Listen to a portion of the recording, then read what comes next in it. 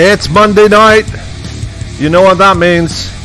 Tonight we are here with the Paskys Cardiac Truck League and the Up and Atom Faxson 200 here at Gateway Motorsports Park. Sam Cooper Bennett up in the booth with you, joined with me as always by one of my broadcast partners, Mr. Tyler Vickery. Tyler, how are you doing, sir?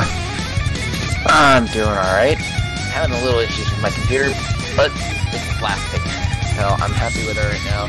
Can't wait to see this race. It's been a while since I've seen a truck race at Gateway. It's gonna be a fun one.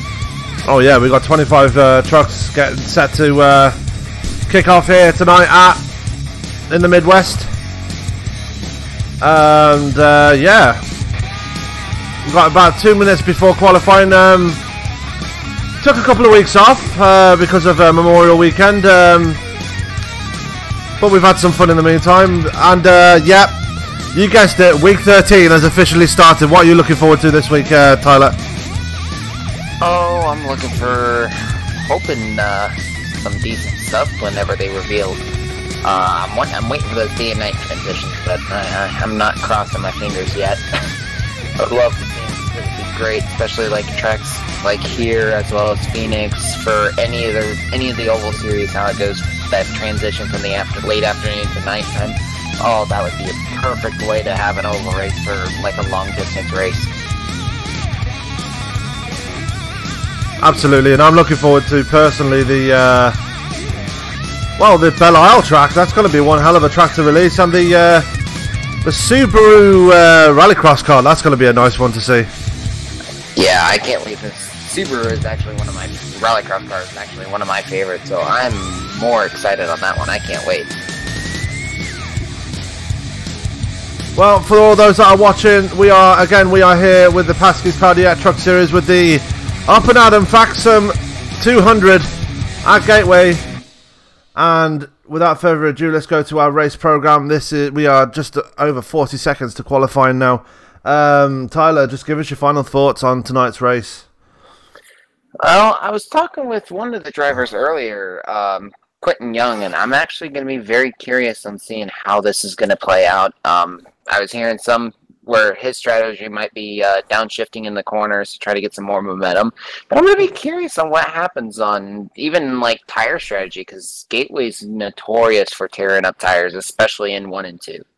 Absolutely, and we're going to be looking at Ronnie Osmer has had a pretty successful defense to his championship so far this season. So let's see if he can carry it on the shorter track. I believe it's 1 mile, this track. I believe so. Let's go to the summary. No, that's not the 1.2 miles. Yeah, 1.25 miles. Something like that. Yeah. Yeah. Anyway, without further ado, let's go to qualifying now, as we have no takers on pit road. No, we got Christopher Bouchard coming out on pit road now. There you see him. I'm just going to make sure that I've got my trading paints up to date, because are you seeing the Lucas Oil scheme on Chris Bouchard's truck? I got Gale Force suspensions. That's probably. Also, do you still have the logo up on the live? I do. Amazingly. There we go. Let's go to the live feed. There we are. I'm glad I looked on my phone now. I did that on Friday night with the Go Fast Racing League. Everyone was telling me, "No, you got the logo up on the screen," and I was like, most of the way through qualifying, did the grid and everything, and then Skylar came into the booth and says, "Look, you got the logo up on the screen." It's like, "No, I haven't." I looked at OBS and like, "Oh crap, yeah, I do." Glad I was able to give you a heads up thing. Man, that would have been awkward. Yeah, that would have been bad. So let's go and put the qualifying times up, as Thomas Wagner. Oh, Chris Bouchard's put a decent time in there. And here comes the times now. Stokes just jumped up 33.5. First truck in the 33.5s. Bouchard's not that far behind either. I mean, less than 1/10 of a second behind.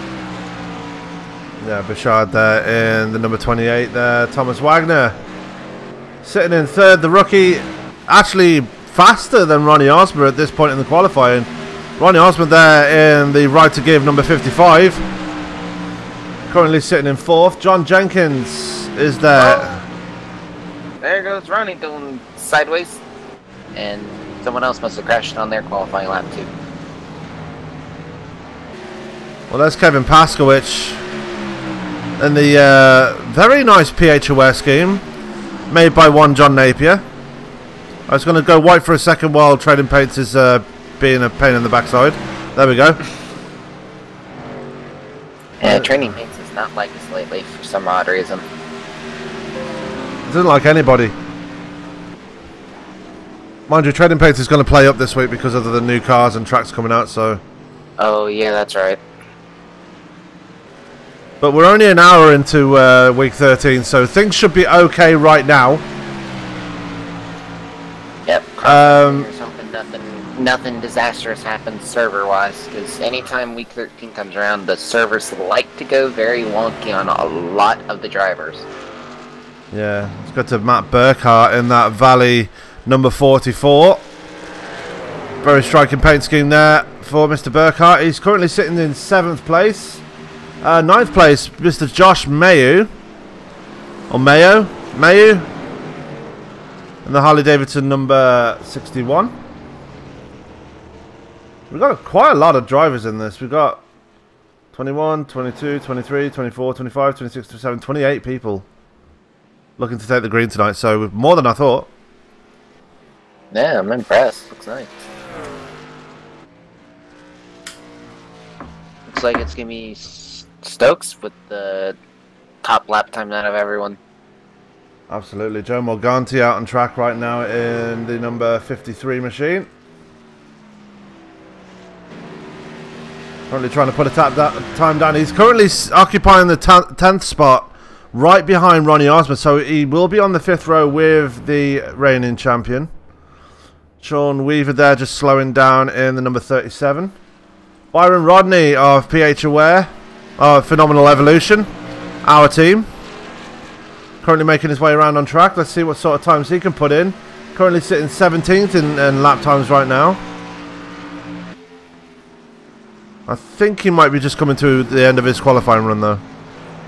Yeah, Jordan Berry's getting right now. I don't know if he's used up his laps already or not, because he's got no time registered, and Hoot Baker's also on track. He might try to get a flying lap in as well. Yeah. There is Hoot Baker in that number 82 US Army machine. Hoot Baker not been the luckiest of people in the truck this season. But hoping to change that here tonight at Gateway. The man from Virginia. Not the fastest around the track, I will say. No, but I mean, he's been slowly improving as the last years, at the previous year and a half I've been running with him. He's been slowly improving. He's just, he's more like a slow and steady, but he's been improving. He's been running a lot better lately from when I've been racing with him. Well, to quote a phrase from my usual broadcast partner, Mr. Tony Trapasso, who is in hospital right now, so get well soon, Mr. Trapasso. Hope to see you back in the booth very soon. But to quote a phrase from him, if Hoot didn't have bad luck, he'd have absolutely no luck at all. Yeah, almost kind of reminds me of another series I have that same fortune in. Major League. Don't remind me of Saturday, please. That was not fun. Meanwhile, let's go to John Napier there in the number 99 XS Sim Gear machine. Before we go any further in qualifying, let's go to our sponsors for tonight's race. Let's go to that one. And this race is sponsored by XS. Well, the series is sponsored by XS Sim Gear.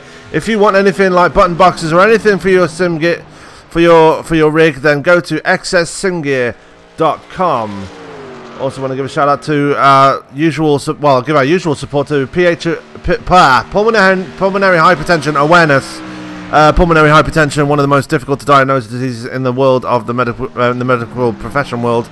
If you want more information, or if you want to throw out a donation, then go to phaware.global. Also want to give a shout out to PZ Overlays. If you want an overlay like the one you see on tonight's broadcast, then go to Paul Zota. That's PZ Overlays. You'll find him on Facebook. Not that one. That's another series. Also want to give a shout out to the guys at Prestige Vapory. I know they're going to be watching tonight. Good. If you want decent vape for your vaping needs, then go to Prestige Vapory. And as qualifying is just about to come to an end, I'm going to ask you all to rise to your feet and remove your hats, as we are going to go to tonight's national anthem.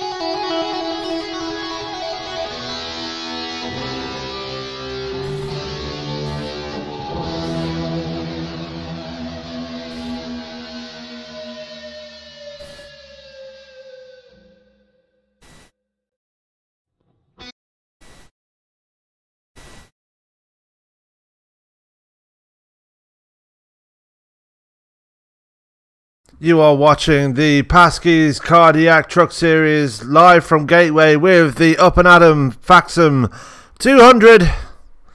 As qualifying just coming to an end there here at the good old Midwest Motorsports Park in Missouri. Are we in Missouri? I believe so. Anyway, regardless of that, let's go to our grid for tonight's race. Starting up on the pole is Brandon Stokes with a 33.501. Joining him on the front row is Chris Bouchard. Row 2 will be Jeffrey Meyer and Thomas Wagner. Row 3 will be Matt Kleinschmidt and John Jenkins. Row 4 will be Matt Burkhart and Len McNeese. And row 5 will be reigning champion Ronnie Osmer. He'll be joined by Joe Morganti. Tyler. Row number 6 is going to be Josh Mayu. I hope I said that right. If I butcher it, sorry again. Following him on the outside of row 6 is going to be Sean Weaver. Row 7 is going to be Jonathan Hagler and David Gervais. Row number 9 is going to, row number 8, sorry. It's going to be Kevin Paschwitz and Bob Clark. Why? Oh, that was a brain fart, sorry. Row number 9 is going to be Tyron Harris and Byron Ronnie. Row number 10 is going to be John Napier and Johnny Antonucci. Row number 11 is going to be Hoot Baker and Jordan Barry. Row 12 will be Gregory Napier and Michael Whittaker. Row 13 will be Dylan Moskowitz and Aaron Beauvais. Row 14 will be Chad Witt and Lonnie Barrington. And that will complete your field of, I believe, 28 drivers. Not a bad field. It's going to be a fun little race. A lot of trucks on a small track. So, I mean, granted, it's a mile long, but it's very, very narrow. So, it's going to be some very tight racing. Absolutely, as I just put the toll scroll tick up. I keep getting that wrong every week. I keep calling it a toll scrick. It's a scroll tick. God damn it. One of these days. One of these days, Sam, right? Yeah, but just a reminder, you're watching the Up and Out and Faxson 200 here at Gateway Motorsport Park, hosted by Paskys Cardiac Truck Series, powered by Beaufort Broadcasting. I am your host, Sam Cooper Bennett. Joining me in the booth is Mr. Tyler Vickery. While they're pacing around the track, Tyler, just give us a final thought before we go green. Oh, I mean, in my opinion, like I said just a little bit ago, track's going to be very narrow. I mean, a little over a mile and a quarter track. Turns 1 and 2 is very long, while turns 3 and 4 are going to be narrow, so do expect some passing. I expect some very close-knit passing in turns 1 and 2. 3 and 4, with it narrowing up and being a lot tighter turn, I do expect to be a lot of single file going through there, but do expect some passes on the outside. I think there's a few people here that can make it work on the outside. Yeah, and one of those people that are very capable of passing on the outside is Mr. Chris Bouchard, and he is starting on that front row alongside the SodaFix car of Brandon Stokes. Just want to give out to SodaFix. If you want a decent soda in the Texas area, then go to SodaFix. They'll get you hooked up. They've got some nice drinks out there. John Napier will attest to it anyway. The only person not going out on the track right now is Aaron Beauvais. I wonder if it's time for pit road as the pace car peels off. We're getting ready to get him going one more here for 134 laps. The Paskys Cardiac Truck Series is underway. That's the Up and Out and Faxson 200 at Gateway as they go into turn 1. Chris Bouchard already handing the back end of Brandon Stokes. Yeah, already single files. Bouchard's going to look now on the inside to try and see if he can make that pass from Brandon Stokes. Slowly but surely starting to single file out, but this battle for the lead is going to be intense as Bouchard's going to take over the lead. Yeah, Thomas Wagner there in third place. Going to try an outside line there. Goes a bit too far wide. I looked a little further back. I saw 3 wide there for a second. I was waiting to see if that was going to make it through. As here comes Brandon Stokes now going to try to look on taking the inside around Chris Bouchard. Yeah, and there they are. Bouchard's got to push up to the wall, almost in the wall, as Stokes takes away that lead again very easily. Wagner in the wall. Yeah, Kleinschmidt and Jeffrey Mears had to take evasive action from that. That was very close. Yeah, Jeffrey Meyer in the number 50 Playboy machine. Very risque paint scheme there. Rest in peace, Mr. Hugh Hefner. Let's go back to our reigning champion, our defending champion, Mr. Ronnie Osmer. He is in 7th place, but not having it all his own way. As here comes Len McNeese. Jeffrey Meyer almost in the wall there. As he's fighting with Matt Kleinschmidt there in the 05 machine. It's getting very intense up here. It's getting. Oh wow! Look at this. Here we go. Ronnie's gonna try. Ronnie's gonna divide his time right now. I mean, this 3-car battle with Thomas Wagner, Jeffrey Meir, and Chris Bouchard, not Chris Bouchard. I see 2 trucks in there. I'm kind of confused. Matt Kleinschmidt. Okay. Apparently my timing screen was not giving me the exact positions of where they were at. It'll do that. But anyway, there is Ronnie Osborne. Just made the pass work on Thomas Wagner. Now he's going to try the inside line on Jeffrey Meyer. And looked like, got a touch on the apron there. He did this in Somo last week as Jeffrey Meyer is blinking. That's not going to go down well. Nope. As I think Mir even scraped the wall there coming out of turn 4. So got away with staying in front of Ronnie, as Ronnie usually will attack on that. As here comes Wagner again. Yeah, Wagner takes the position back as here comes Matt Burkhart as well. On the inside of the 44 on the 55. Into turn 4 on the inside there and takes away that position as here comes Len McNeese as well. Yeah, Ronnie had to check up there big time, but I think also too Len McNeese checked up just to avoid making any contact and causing even bigger wreck. Meanwhile, a bit further in the back, that is Joe Morganti there.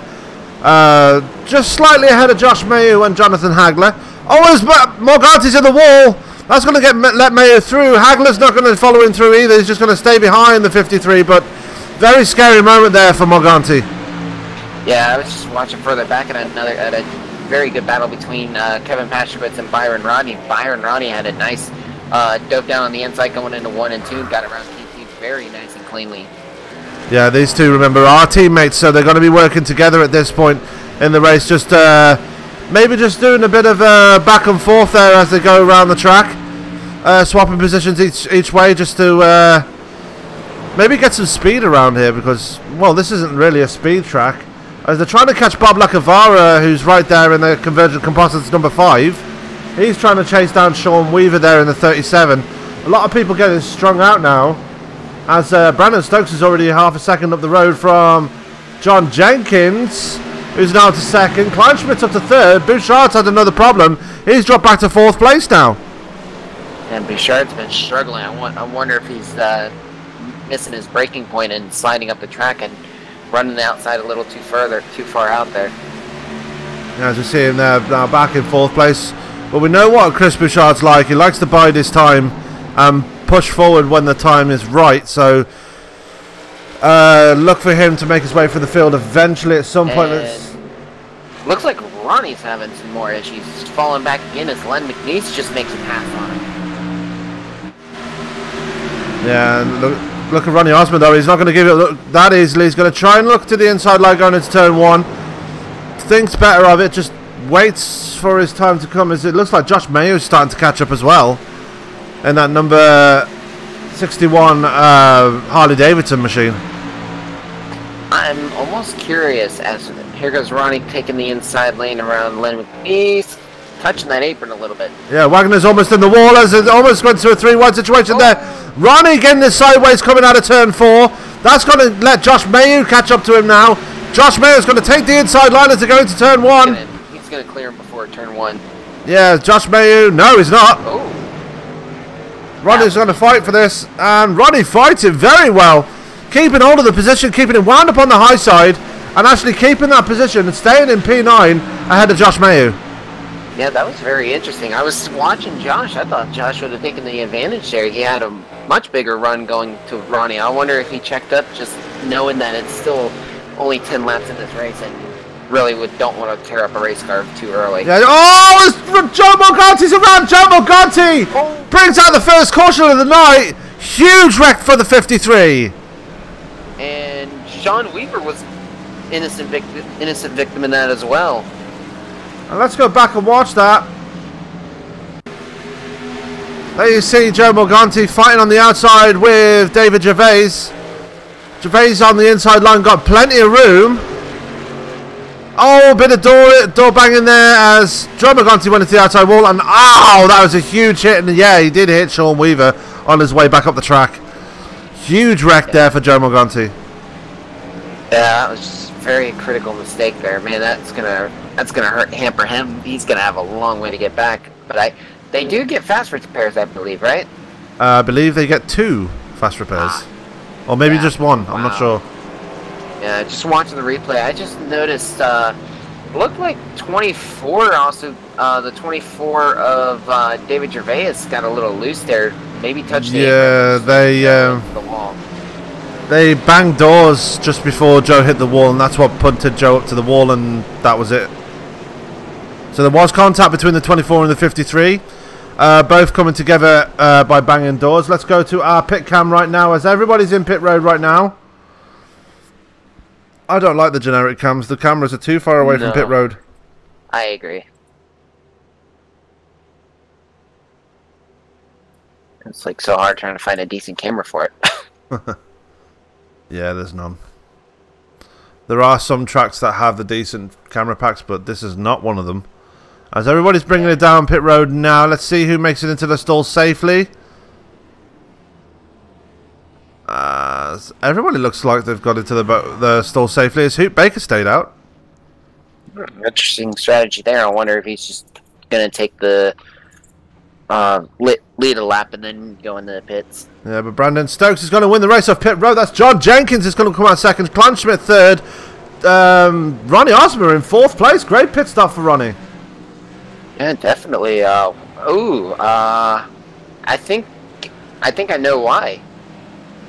He took 2 tires. Ronnie, yeah, 9.8 seconds on that stop.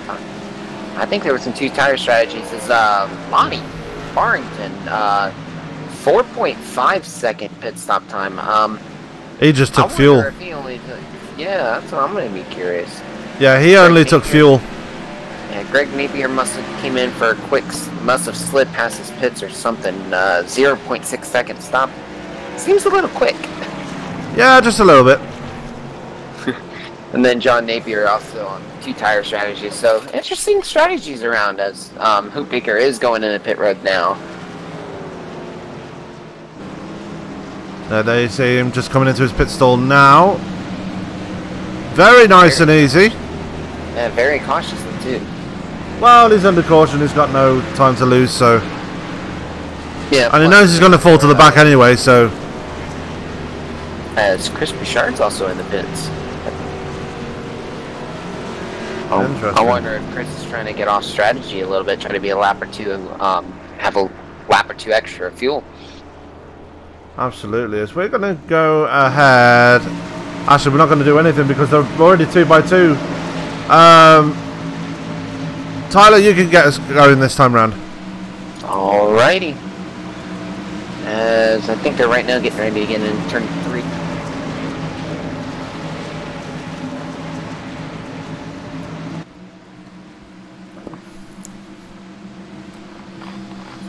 Come out of the 3-4 complex now. Should be getting ready to go green.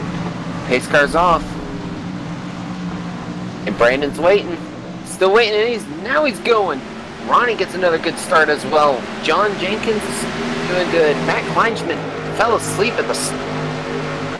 And it looks like Matt's about to get ran over again by Matt Burkhardt if he... Yeah, Matt Burkhardt working on the outside of Kleinschmidt. There's a side-by-side coming out of turn 2 as Kevin Paskys is in trouble. What a save, though. Oh, this almost ended in disaster. It's crazier further back. Oh boy. Oh, we got more crashes. Oh, that's Dylan Moskowitz in it. Wow, and they all saved it. Yeah, that needed a caution. That needed a caution badly. Oh my goodness. Everybody was all over the place then. How did no one...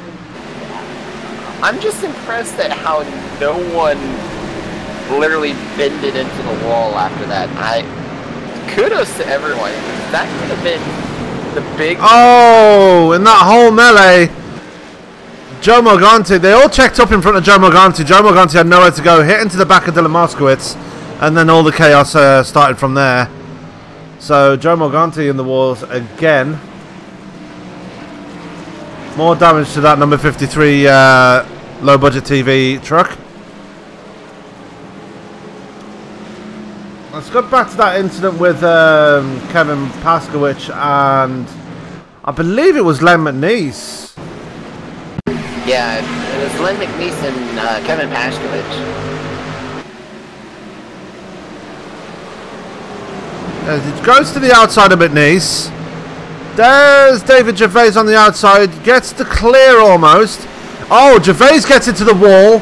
And then McNeese just hits the back end of Paskowicz and they both go into the grass. Yeah, from my end it looks like McNeese was just... It was more of like an accidental netcode when it caught. Because KP was trying... Kevin Paskowicz was trying to avoid...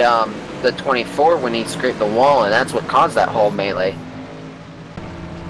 Now, I'm not surprised that the caution came out. Nobody really got some serious damage from that. It was just absolute chaos. Yeah, seeing trucks sideways, and especially at a small track like this with width-wise, yeah, I was you can tell I'm speechless right now on how we did not have a big one.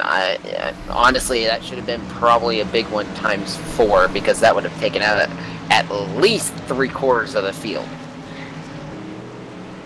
As Kevin Paskowicz has just been in pit road. I'm going to have a word with him right now and see how the flavour of his seat is right now.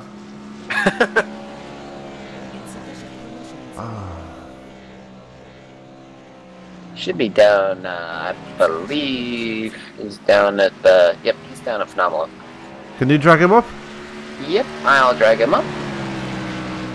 Oh, okay, apparently not.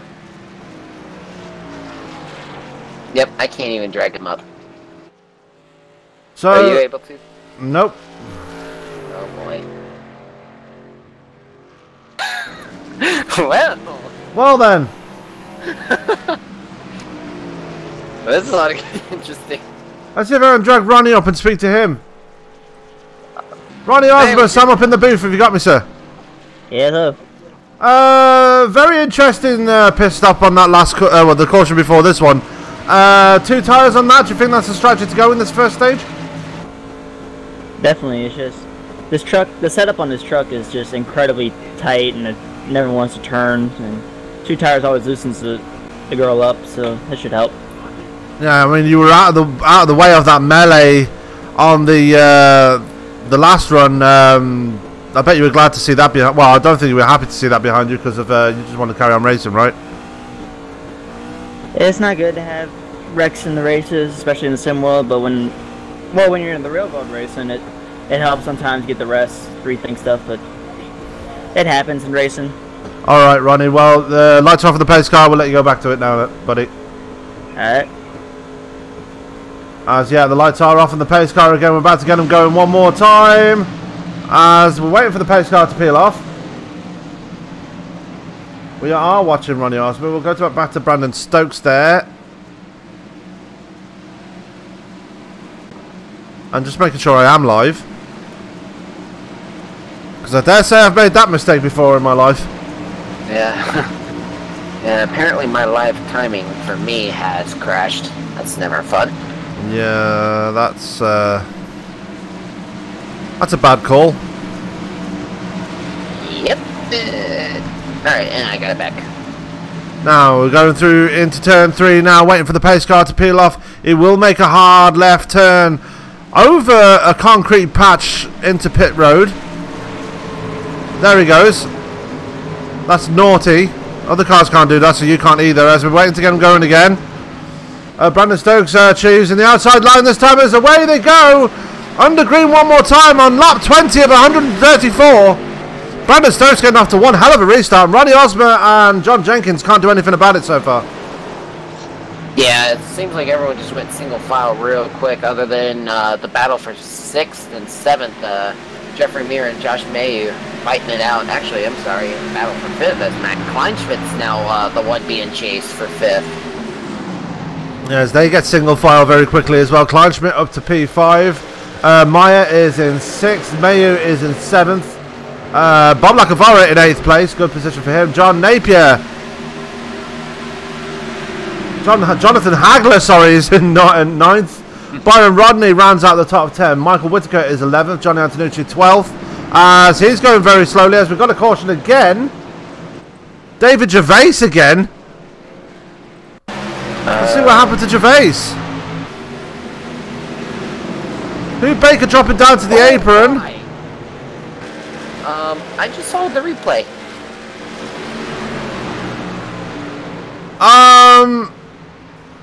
Okay. Somebody's not very happy with Gervais. Yep.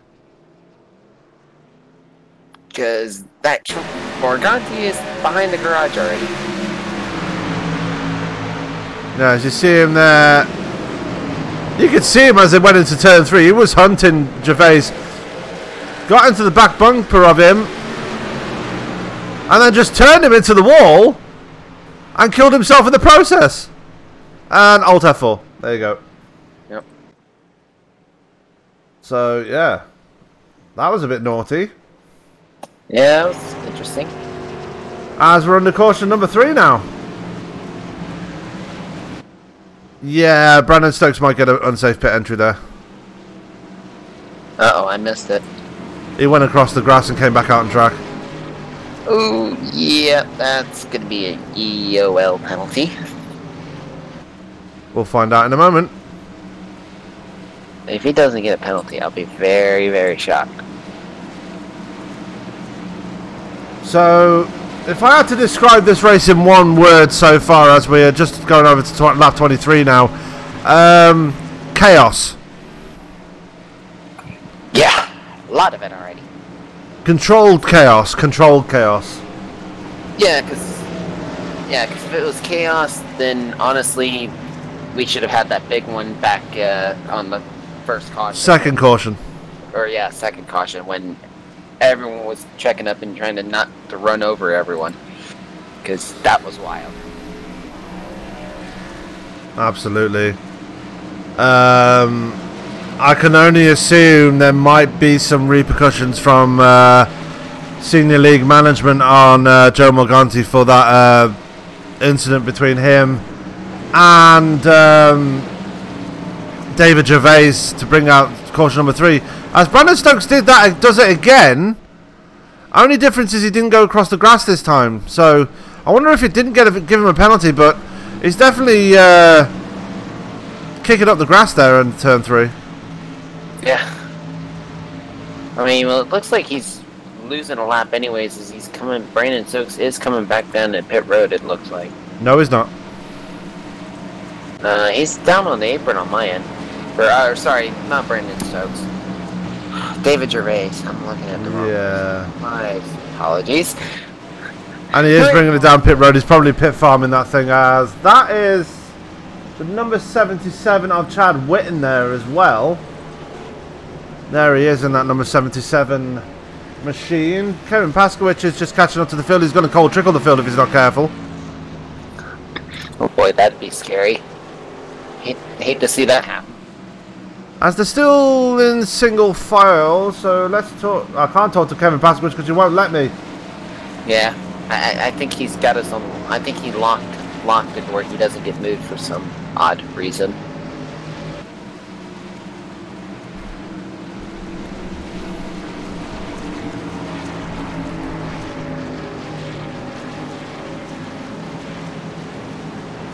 Also, my keyboard's being a dick, so I can't type to him either. Uh-oh. That's always fun. Oh, my mouse is working and everything, so I can control the cameras, but I can't type anything because my keyboard's being a bit stupid. Oh, that's never fun. Well, that's never fun when it happens like that. But yeah, that means I'm going to have to go out and get a new keyboard. oh, yeah. That's the downside to it. Preferably one that's not made by Logitech. Yep.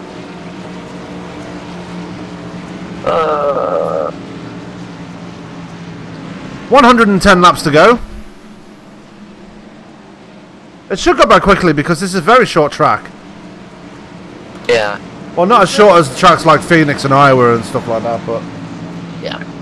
Oh, speaking of Iowa, we go there on Wednesday in Top Fuel Racing. What are your thoughts on that one? Oh, that'll be wild. I actually can't wait for that. Yeah, unfortunately, I'm going to miss that race. Oh, man, that's good. That's unfortunate. Because, again, I've got to work. Yeah, and you're having to run through the late nights too. Yeah, that's never fun. I'm excited for Iowa. Hopefully, I'm hoping I can have a decent finish, but I've had some bad luck lately with simple mistakes and it's been hurting. Hey, you got a good finish at Indy, that's all you can say. Yeah, I needed that one. Yeah, but Tyler, get us going again, dude. Yep, as they're all double filed up. Little spaced out further back, but they're all probably being patient as the pace car comes in. Brandon Stokes is waiting, still waiting, checking up the field a little bit, and here he goes. Green flag is out, and Brandon's already got a nice little truck length gap already to John Jenkins. Ronnie's gonna start singling file. Matt Burkhart, Matt Kleinschmidt well, they were fighting back single file. Seems like everyone's taking it easy other than the further back in the top. Starting with Byron Rodney. I mean, too wide right now with Jonathan Hagler trying to look on the inside.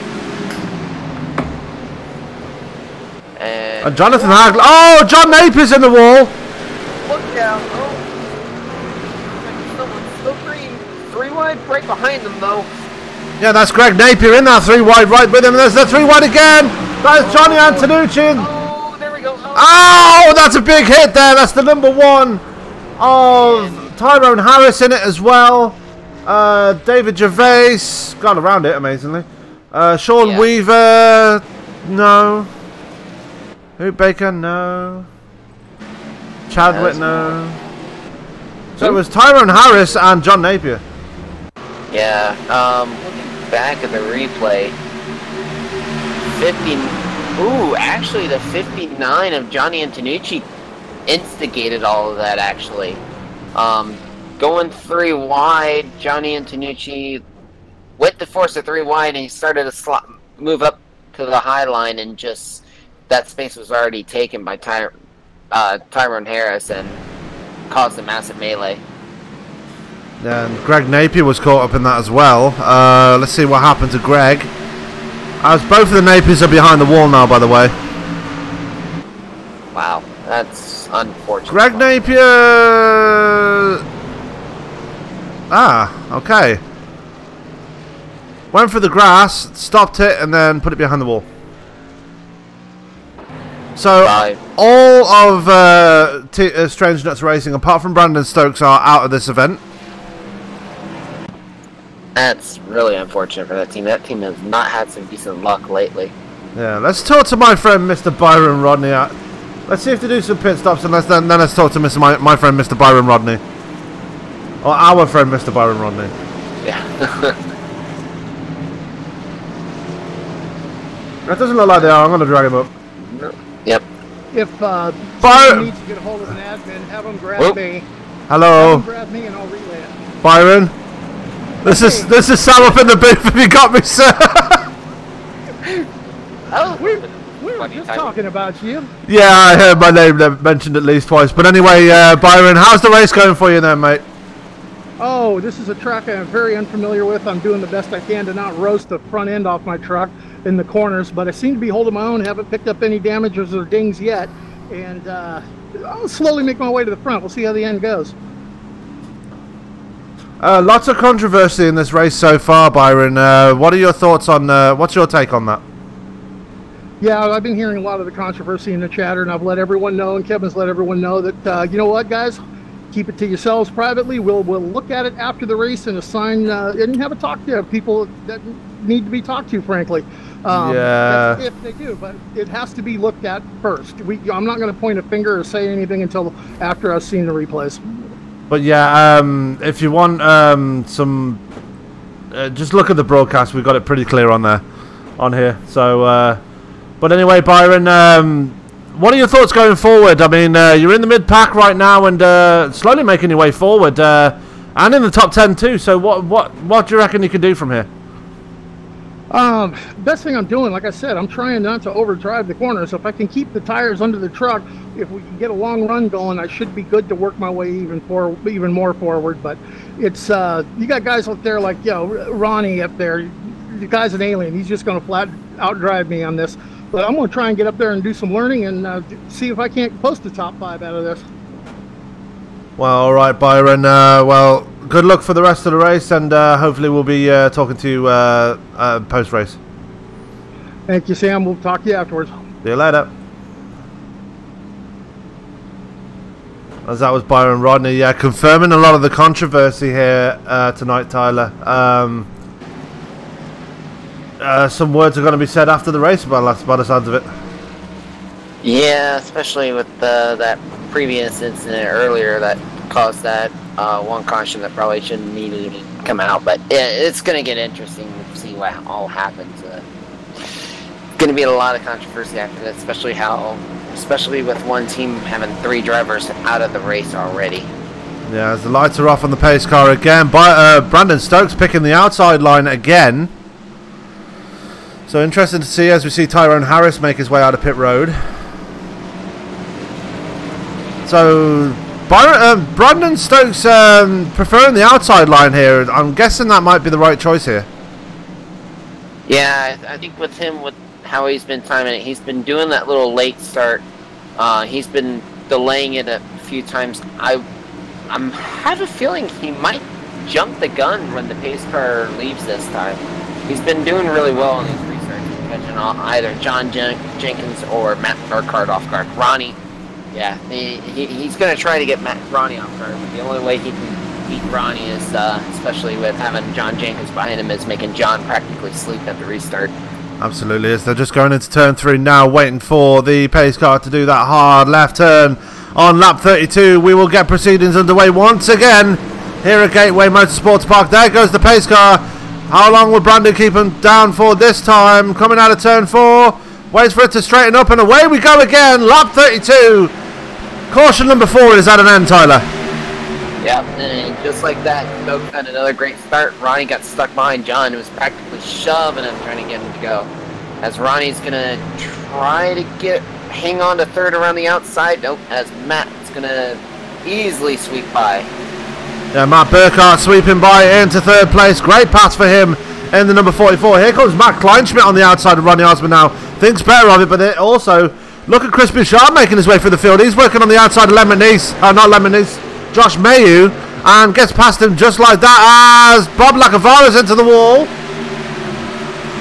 Yeah, we've got some other trucks fighting up for. We got a nice little battle going on here with Lemon Nice and KP and Kevin Paskys and Jonathan Hagler.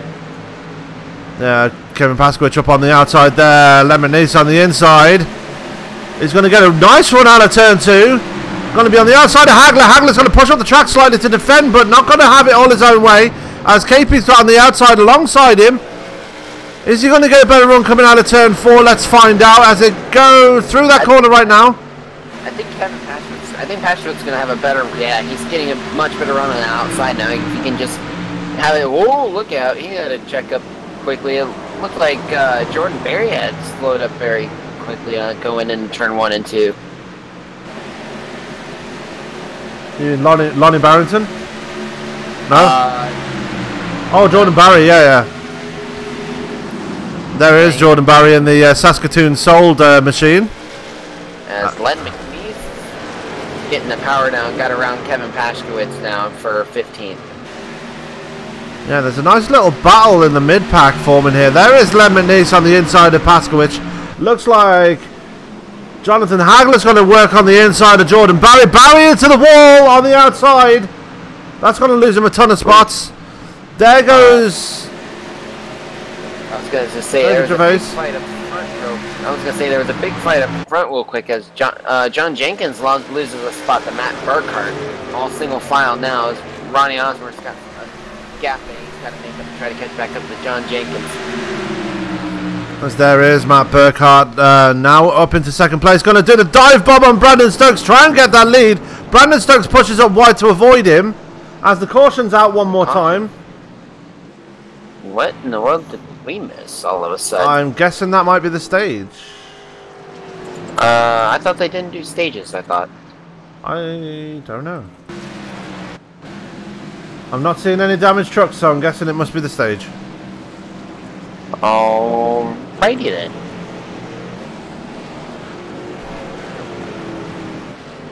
So stage 1 in the books.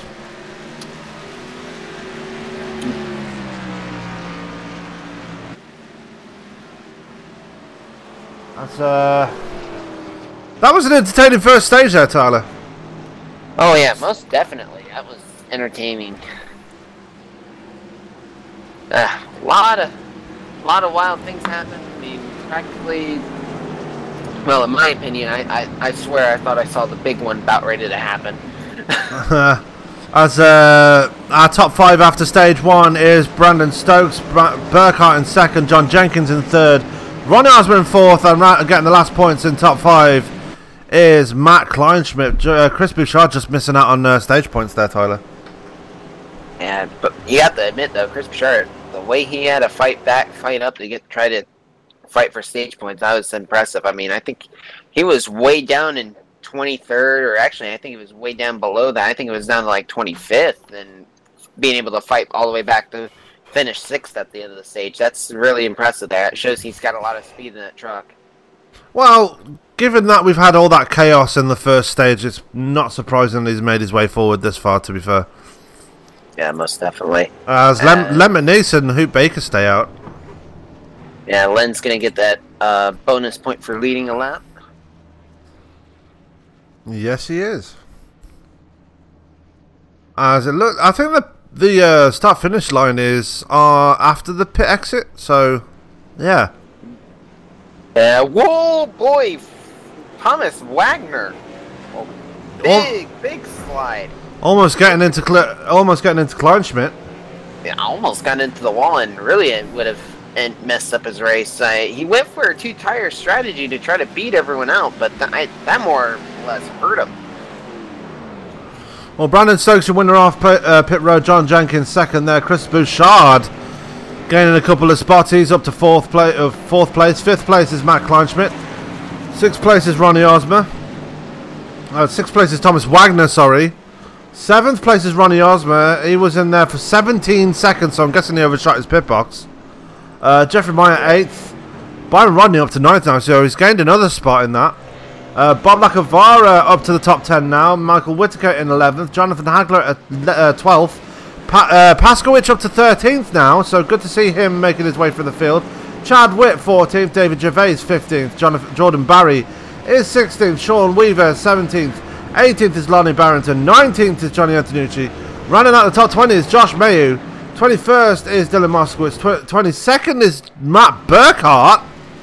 What happened to Burkhart? I don't know, but he just now is coming out of the pits from what I'm... sorry, no.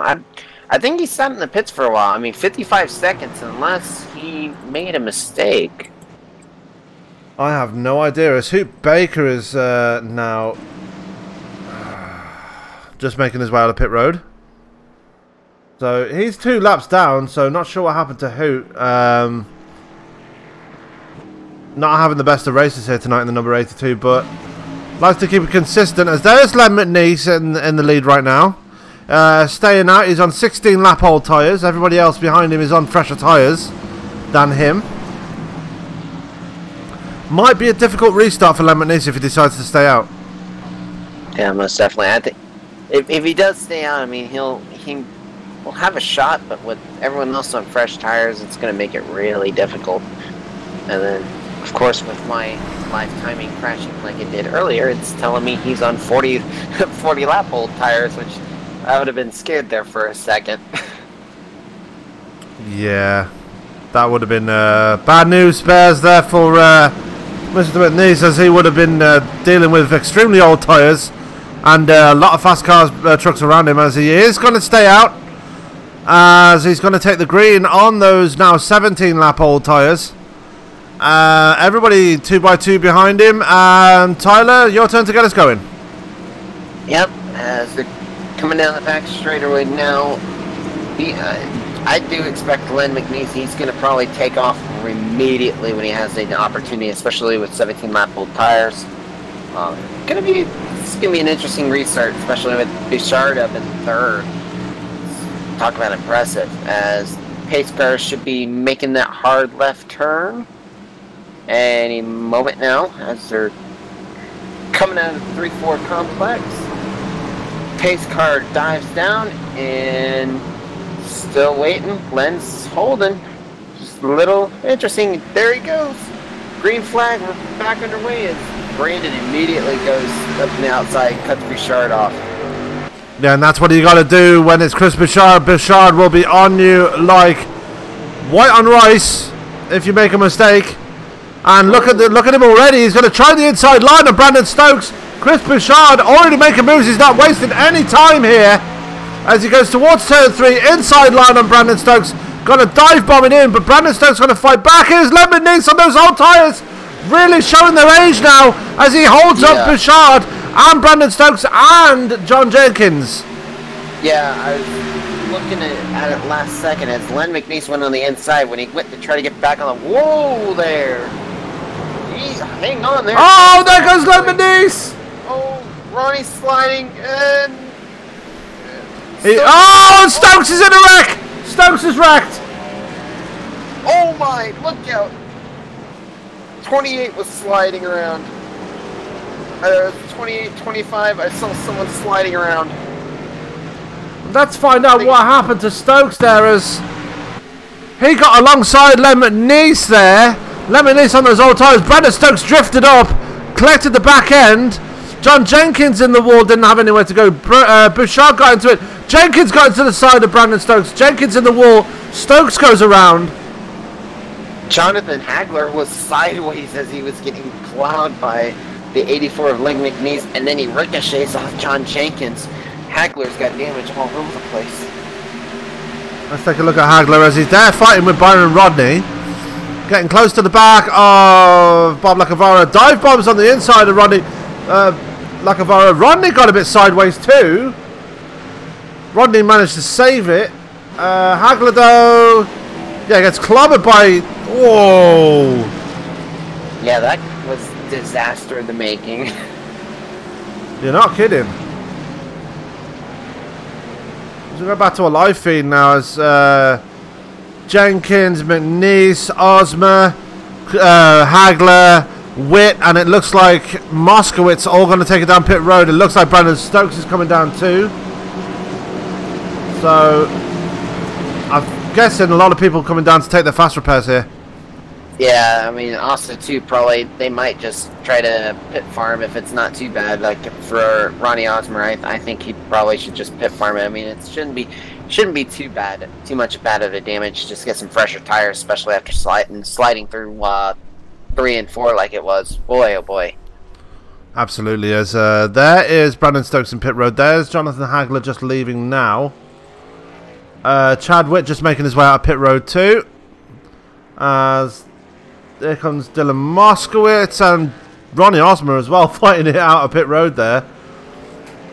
Having a little scrap there between Osmer and Moskowitz. Stokes is still in pit road. There goes Len McNeese. Len McNeese is taking his fast repair. You can see how nice and clean that truck is now. Yep. Yeah, Jenkins is still sitting on pit road. I think Stokes and Jenkins they're just gonna pit farm it right now. It's still really early in the race. Only lap 44, 134. Still 90 laps left in this race, so still a lot of time left. Absolutely. Lonnie Barrington, second in line there. He's not in second place, ladies and gentlemen. He's actually a lap down, as you can see him actually moving aside to let the leaders by now. Thomas Wagner, right, he's hit everything except for the flag stand, and yet he's in third place. Yeah, especially with how wacky this race has been, I'm kind of not surprised, but boy, though, it's going to be interesting to try to figure out who's used their fast repairs and who hasn't, because I probably should have been writing down and keeping track of who's all been saving their fast repairs, because boy, oh boy, this has just been one melee after another. All the trucks have been taking some beating tonight. Absolutely. We're still watching Wagner there going into turn 3. Jeffrey Meyer there is in 4th place. He's been keeping quite consistent there in the number 50 Playboy machine. Bob Lacavara in the Convergent Composites machine. Mike Whitaker in 6th. Kevin Paskys up to 7th now. Good to see him up there. Jordan Barry in 8th. Sean Weaver 9th. David Gervais, after everything he's been through, he's in the top 10 amazingly. Josh Mayo is 11th. Matt Burkhart 12th. Jonathan Hagler 13th. Osmer 14th. Len McNeese 15th. Byron Rodney down in 18th. I'm guessing that was because of that slide he had on just before the last caution. Yeah, and then Dylan Moskowitz and Brendan Stokes are coming back into pit road just so they can get a little bit more pit farming. Yeah, I'm guessing they're trying to save that fast repair for later in the race. Yeah, it's right now the way these cautions have been coming, I think that's, in my opinion, that's going to be the smart move, because if they use it too early and they get caught up in a big one, which I'm still waiting for that to happen. I've crossed my fingers and everything, hoping it doesn't happen, but how hard these guys are racing, I have a bad feeling that it is going to happen sooner or later. Yeah, and the biggest winner on that last caution was Chris Bouchard. He's now up to the point and is on the outside of Matt Kleinschmidt, who's there in 2nd place. So Kleinschmidt slowly making his way to the front, and he is there at the front now alongside Bouchard as they make their way through turns 3 and 4. Getting ready to get him going again, waiting for the pace car to peel off, and it does. What can Chris Bouchard do here? What can Kleinschmidt do here? As away we go again. Green flag is out. Christopher Bouchard away okay, but Kleinschmidt spinning the tyres on that last restart, and now he's under pressure from Wagner and Meyer. Yeah, Kleinschmidt he was asleep at the start. Bouchard timed that perfectly. As Kevin Paskys is trying to make a pass on Bob Lacavara. Actually, Bob Lacavara is trying to make a pass on Kevin Paskys on the inside.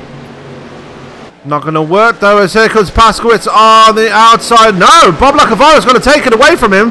Great move there by the number 5, as he's now up to P6. Kevin Paskys now has to watch behind him as here comes Jordan Barry in the number 34 machine. Very impressed by this rookie as he is up in the top 10. Josh Mayu making moves as Kevin Paskys almost into the wall again. Yeah. Ow! Gervais in the wall. Everyone's spreading out. Oh my. Everyone's still going though. It's still green. Nobody wants to give an inch. Oh! Jenkins almost getting into the back of Chad Witt.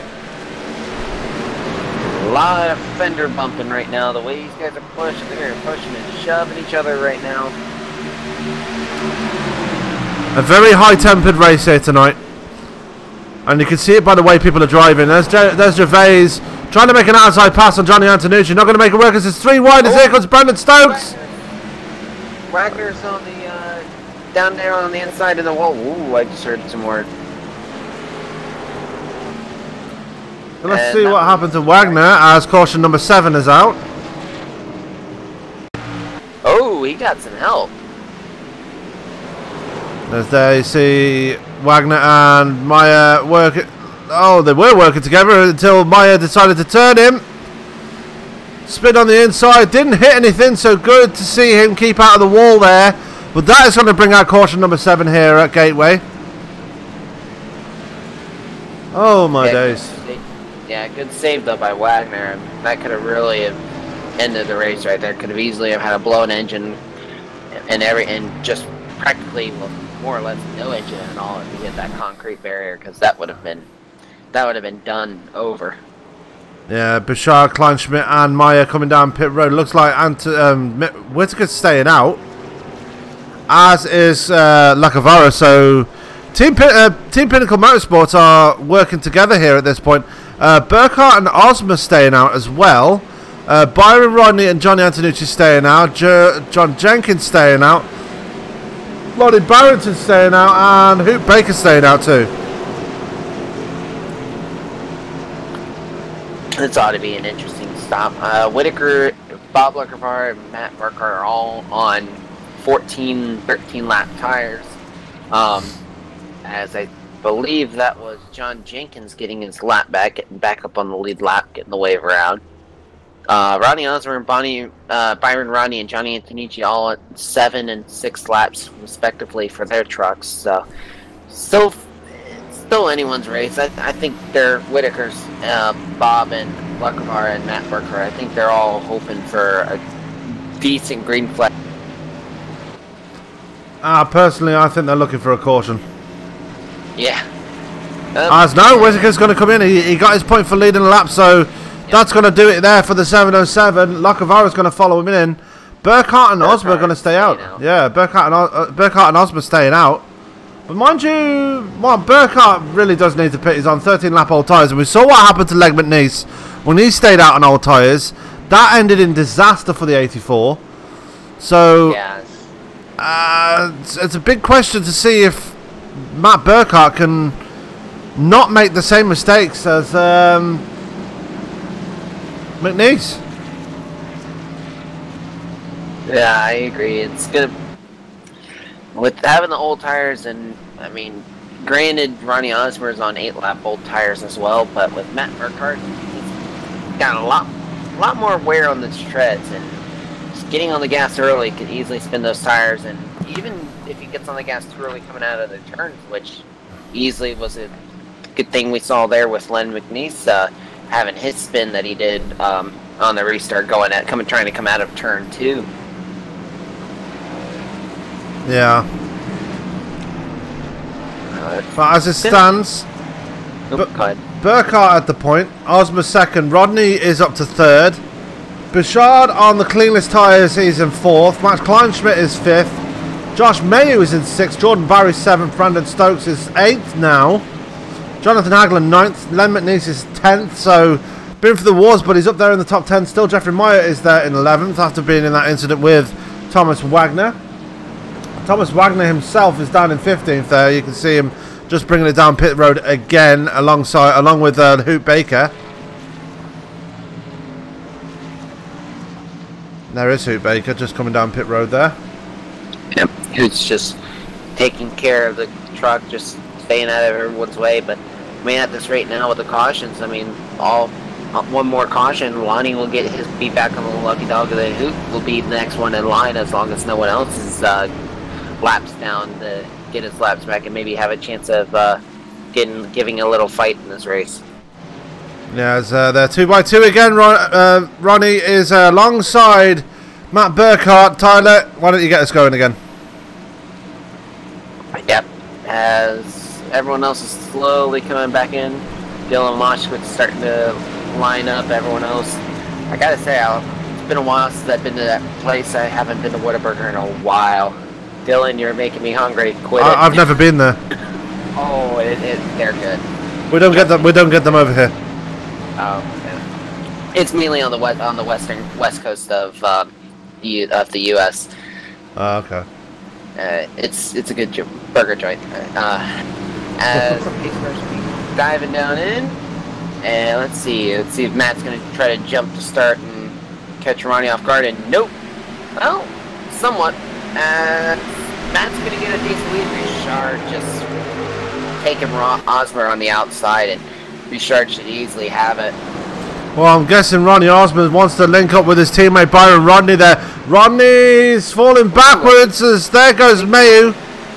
I think Byron touched the apron there coming out of the turn and got the truck a little loose, and the truck was not happy with him. Well, Byron Rodney did say that this was a track he's very unfamiliar with, so credit to him there for being in P6 on his very first encounter at this track in the truck. So good to see him up there, just holding off Matt Kleinschmidt there. Brandon Stokes already up to the top 5, by the way, and he's already challenging Josh Mayu for that 4th spot. As there he goes to the inside as Burkhart's tyres have gone off the cliff. Oh, look out. That could have been dangerous there with that 3-wide situation. Ronnie's on the inside trying to see if he can make the pass on Matt Burkhart. Holding it. Oh, truck is not liking Ronnie at all on the inside as the truck was bouncing all over the place. Yeah, I'm guessing it must feel worse for Matt Burkhart though. With those old tyres, that truck would probably not want to turn for the corners. As you can see it there, oversteering badly as it goes through turns 1 and 2. Here comes Brandon Stokes to the inside of Burkhart as it looks like Mayu's going to try and take another bite at Brandon Stokes. No, not going to make it work this time. Brandon Stokes is going to wait another corner at least before he can make a move. No, Brandon Stokes is going to push it wide. Kleinschmidt's going to look on the inside of the 61 of Josh Mayu as well, trying to see if he can gain another spot. Side by side, coming to the start-finish line now. Yeah, let's see. Is he going to dive bomb it down in 1? Going to try. Not going to work out for him. He might get the run coming out of 1. Yeah, but doing that has let Byron Rodney back in. Byron Rodney now right on the rear fender of Kleinschmidt. Hagler in the wall. He slapped the wall hard. He's still running, but he slammed it. Yeah, Hagler there. He's going to be caught by Dylan Moskowitz. Moskowitz is going to try and get around him as quickly as possible in this. As there he goes to the inside of the 218. Is he going to dive it in, or is he just going to be conservative and just hope this race is out? He's being conservative. Good move there from Moskowitz. Don't want to force the issue here. Very good patient driving there by the number 4 machine. Chad Witt back there leading a train of trucks there. That's Mike Whitaker and Thomas Wagner behind them. As Wagner dive bombs into the corner and overtakes Mike Whitaker. Great move there for Wagner. And that was an awesome pass there, as it looks like it's slowly starting to calm down. Meanwhile, up front, Matt Burkhart and Josh Mayu are having a nice little battle here. It looks like Kleinschmidt's trying to get involved in it too for 4th place. Actually, yeah, for 4th place. Yeah, as I don't think Matt Burkhart's got the traction in those tyres anymore. As there goes Kleinschmidt to the outside and takes away 5th place. So Matt Burkhart going from the lead to being passed out of the top 5, and next up behind Matt Burkhart is going to be Byron Rodney. Byron Rodney is going to be looking towards top 6 here, back into the top 6, even though he dropped to 7th a minute ago. Yeah, and with Matt Burkhart, just tires are just shredded, screaming, shredded, but more or less screaming at him and just probably just telling him bloody murder and whatnot, and I'm impressed with how long as Matt's trying to be aggressive, still trying to get around Matt Kleinschmidt if he can. Yeah, not going to happen. Anyway, Len McNeese is back there battling with Jeffrey Meyer and Jordan Barry. Len McNeese trying to find a gap on the inside, maybe the outside of Meyer. Going to be 3 wide, going for 3 and 4. Backs out of it. 1 and 2, sorry. Backs out of it, but no! Len McNeese in the wall. That was almost going to end badly. 3 wide around Gateway is not a good idea at all. No, three wide at Gateway is never the best idea, especially coming out of the turns. It's never the best way to do that. And that mistake has put Kevin Paskys back into the top 10. He's chasing down Jordan Barry now for the number 9 spot, and he's closing very quickly. So Kevin Paskys found some speed in that truck as Byron Rodney's in trouble again. Don't know why I just missed something there with Byron. Oh, he just got loose. Got jammed on the brakes and the truck just snapped on him. Good save, but that could have ended disastrously. As we see him there coming out of turn 2, going towards turn 4, going towards turn 1. As just snapped on him. Didn't hit anything. Great save there by the 75, but yeah, he's going to lose a ton of spots as now he's dropped down to the 10th spot and is battling with Len McNeese now. Yeah, it's gonna be ooh, there we go. That looked like Len was trying to make a decision, but I think he just played smartly there. It's starting to really get into a decent green flag run, and update on the leaders. As McNeese is going to dive it in there and trying to make it pass. Well, Byron Rodney looks like he's starting to struggle now as he pushed up the track again. He is on older tyres, let's not forget. Len McNeese on 13 lap old tyres as Byron Rodney's on 19 lap old tyres as they go into turns 1 and 2. Leaders now, well, there's no challenge really for Bouchard. He's 3 seconds up the road. Yeah, Bouchard's just running away with this. Ronnie's trying to keep up, but on 20 laps of the tire, he's very impressive right now. Keeping Stokes behind him. It's more or less how long this green flag run's going to be, and when are we going to expect Ronnie Osmer or even Mac Burkhart? When are they going to come into pit during the green flag run? Well, Matt Burkhart doing very well to keep it in 6th place, even though his tyres are 27 laps old. Trying to hold off Jeffrey Meyer right now. Meyer just keeping to his own race now, sitting in 7th place. Not doing anything about Burkhart, just happy to ride behind him right now. Jordan Barry still in that battle with Kevin Paskys. Kevin Paskys desperate to get past him. As stage 2, it's only 5 laps from ending now. Oh yeah, I forgot about that. Shoot, then right now at this rate, looks like these guys might be able to hang on then until the end of the stage at this rate, depending on how much fuel they are allowed in the trucks. Absolutely, as it looks like Paskys is going to back off slightly as they go towards turn 3. And he does. Barry's going to hold on to 8th place there as we are going to be 4 laps towards the end of the stage now. There he goes. There goes Bouchard across the line into turn 1. 4.2 seconds to the good over Ronnie Osmer, who's in 2nd. Brandon Stokes is there and right behind him in 3rd place. Ronnie, hang in there. Oh, wow. My. Oh no, Ronnie's around. Look out, he's going to save it. But that's going to be the caution and that's going to be the stage. Yep.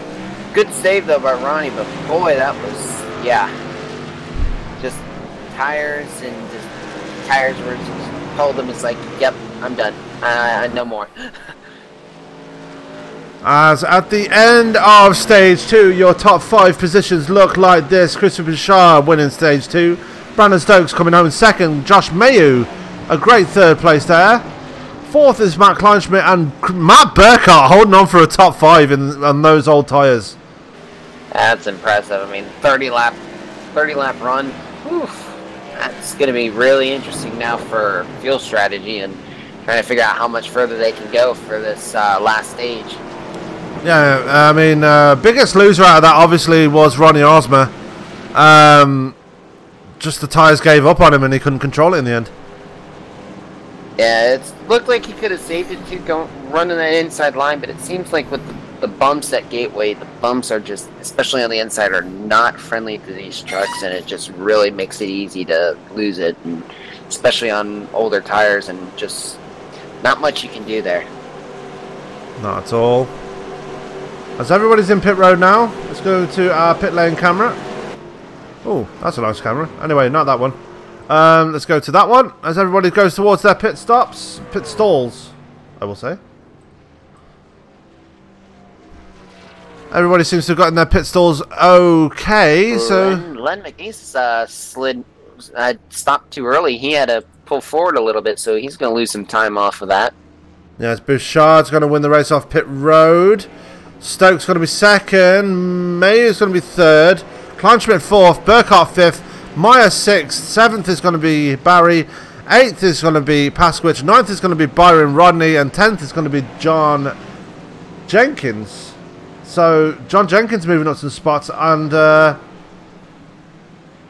Burkhardt, I think he must be the happiest man out there right now, because he used that tyre strategy to perfection, got the last point in the top 5 for the stage, and still managed to keep his position after the pit stops.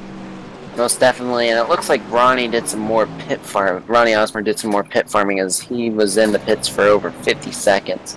So he's saving that fast repair. He's waiting for that big one to happen. That he's going to need it desperately in the end, especially for if he wants to fight for a win later on. Yeah. Hoot Baker there going to lose a lap again as he goes pit side. Jonathan Hagler has put his truck behind the wall, so we are now down to 23 runners in this race. A quick update on your retirements. So far tonight, Jonathan Hagler just put his car behind the wall. Gregory Napier out. John Napier out. John Morganti out. And Aaron Beauvais not starting this race. So unlucky for Aaron. Maybe he had some connection problems. Who knows? But that definitely did not take the green in this event. But there is your leader, Chris Bouchard. He's currently ahead of Brandon Stokes. These guys are going to have a nice little battle now, as it's going to be a straight fight now between now and the end of the race. We're 8 cautions in. One of those cautions being a competition caution, but still a caution regardless. Well, two of those actually. Stage 1 and then with stage 2 finishing up. Stage 2 finishing up was caused by Ronnie spinning. Oh, that's right. That's right.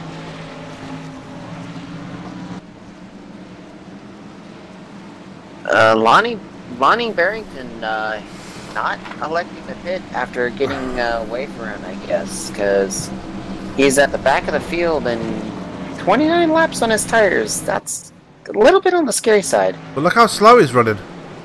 Yeah, I mean, he probably got an EOL penalty for the lucky dog. Lucky dog, yeah.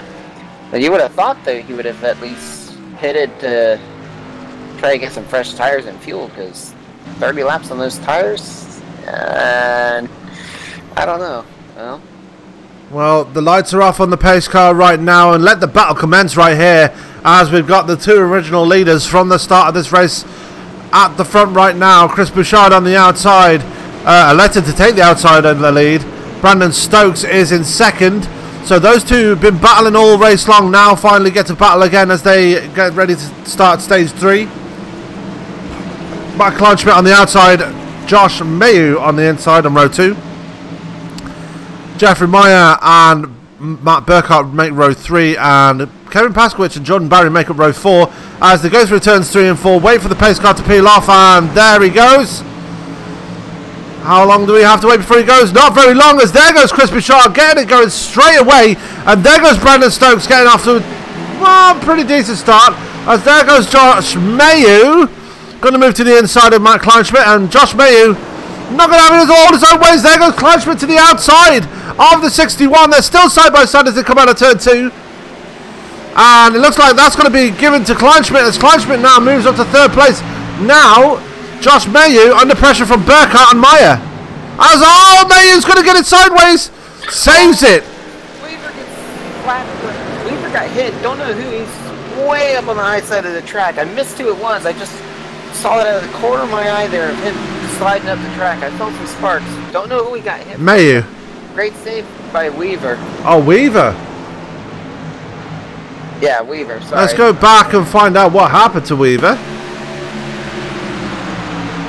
And there we see him with Michael Whitaker behind him, and that was Thomas Wagner they hit him from behind.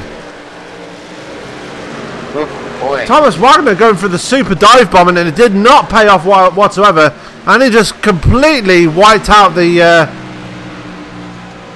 number 37. Man, Ronnie Osborne's taking advantage. He's started further back. He's right now making his opportunities well known as he's getting around Bob Lacavara for 15. Going after Chad Witt right now as he's got one of the fastest trucks right now on the track. There goes Ronnie Osborne to the inside of the 77. As they go towards turn 3, going to make it look just that easy. Ronnie Osborne now up to P14. Not going to have it so easy on the next guy up the road. That is Mike Whitaker just ahead of him. Yeah, Whitaker's also in the middle of a battle with Thomas Wagner, as I don't think those guys will give any inch to Ronnie if when Ronnie catches up to him. Yeah, Byron Rodney just struggling there in P11. Just going to hold off Thomas Wagner just right now. This is a 3-car battle for that 11th spot. As you're right, Ronnie Osborne is slowly catching up to this battle. As Thomas Wagner gets into the back of Byron Rodney. Surprised he didn't spin him at that point because he was... Thomas Wagner's driving very, very aggressively tonight. Yeah, most definitely. He's gone high.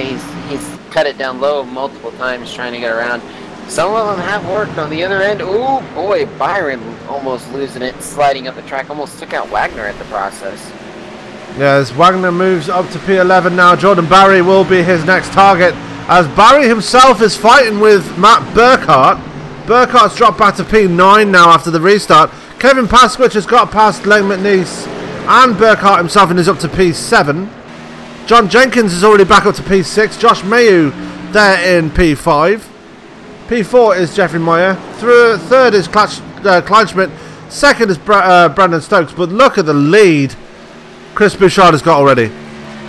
Bouchard's just absolutely dominating this race ever since he got up to the front. He's just been long gone. I mean, Brandon Stokes is running a little bit... Well, actually, I was looking at best times. Brandon Stokes has run a quicker lap time than Bouchard, but looking at the most recent lap times, Bouchard's just 0.3 of a second quicker than Brandon Stokes and the rest of the field.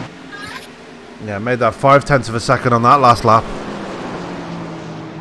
The 0.5 of a second, the difference between Bouchard and Stokes per lap. That's because Brandon Stokes has been battling with Matt Kleinschmidt.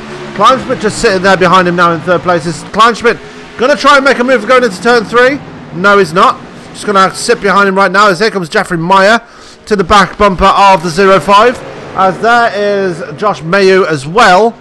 So this nice little 4-car battle here for second place is really heating up as here comes Jeffrey Meyer to try and dive it to the inside of the 05. Gets alongside him. Not going to make it work though. That inside line, it seems like it's the trouble spot right for this whole entire race so far. Anyone that has tried to take that inside line, it has not worked out for the better of them. Well, let's see if Josh Mayu can do any better here. As no, he can't.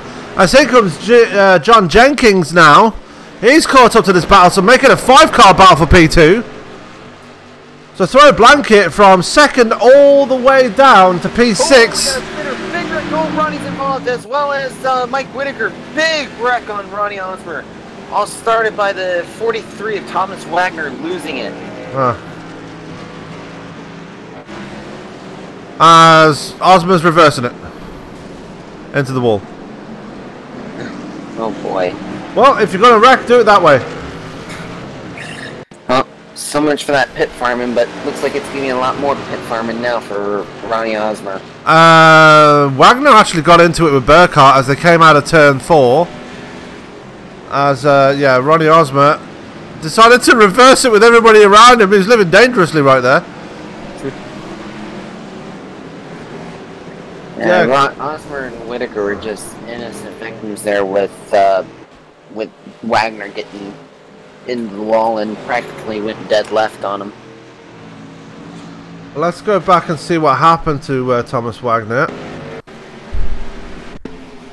As there he is in the battle with Matt Burkhart. There's Kevin Paskys going high up the track. Burkhardt going to try and defend his position there between him and Wagner. Wagner trying the aggressive move on the outside. Burkhardt hits the apron. Slides up the track slightly, gets into the back of Wagner and into the wall, and it looks like Jordan Barry got a piece of that as well. Yeah, everyone so far coming into the pits. Yeah, and Chris Bouchard's not going to be happy about the caution coming out again. No, without a doubt.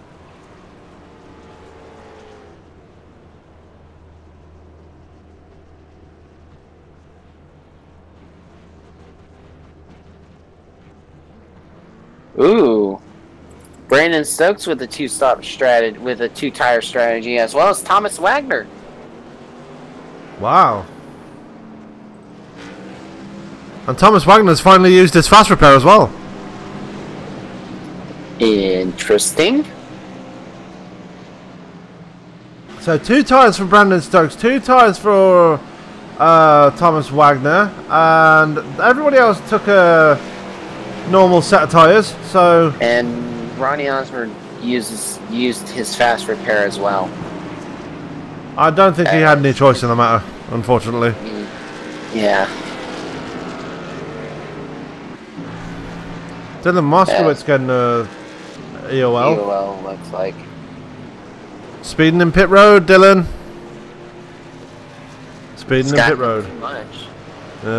Had to have been the coming out of pit road where he was speeding. Yeah, maybe. Because usually, if it was speeding coming in, it would have held them.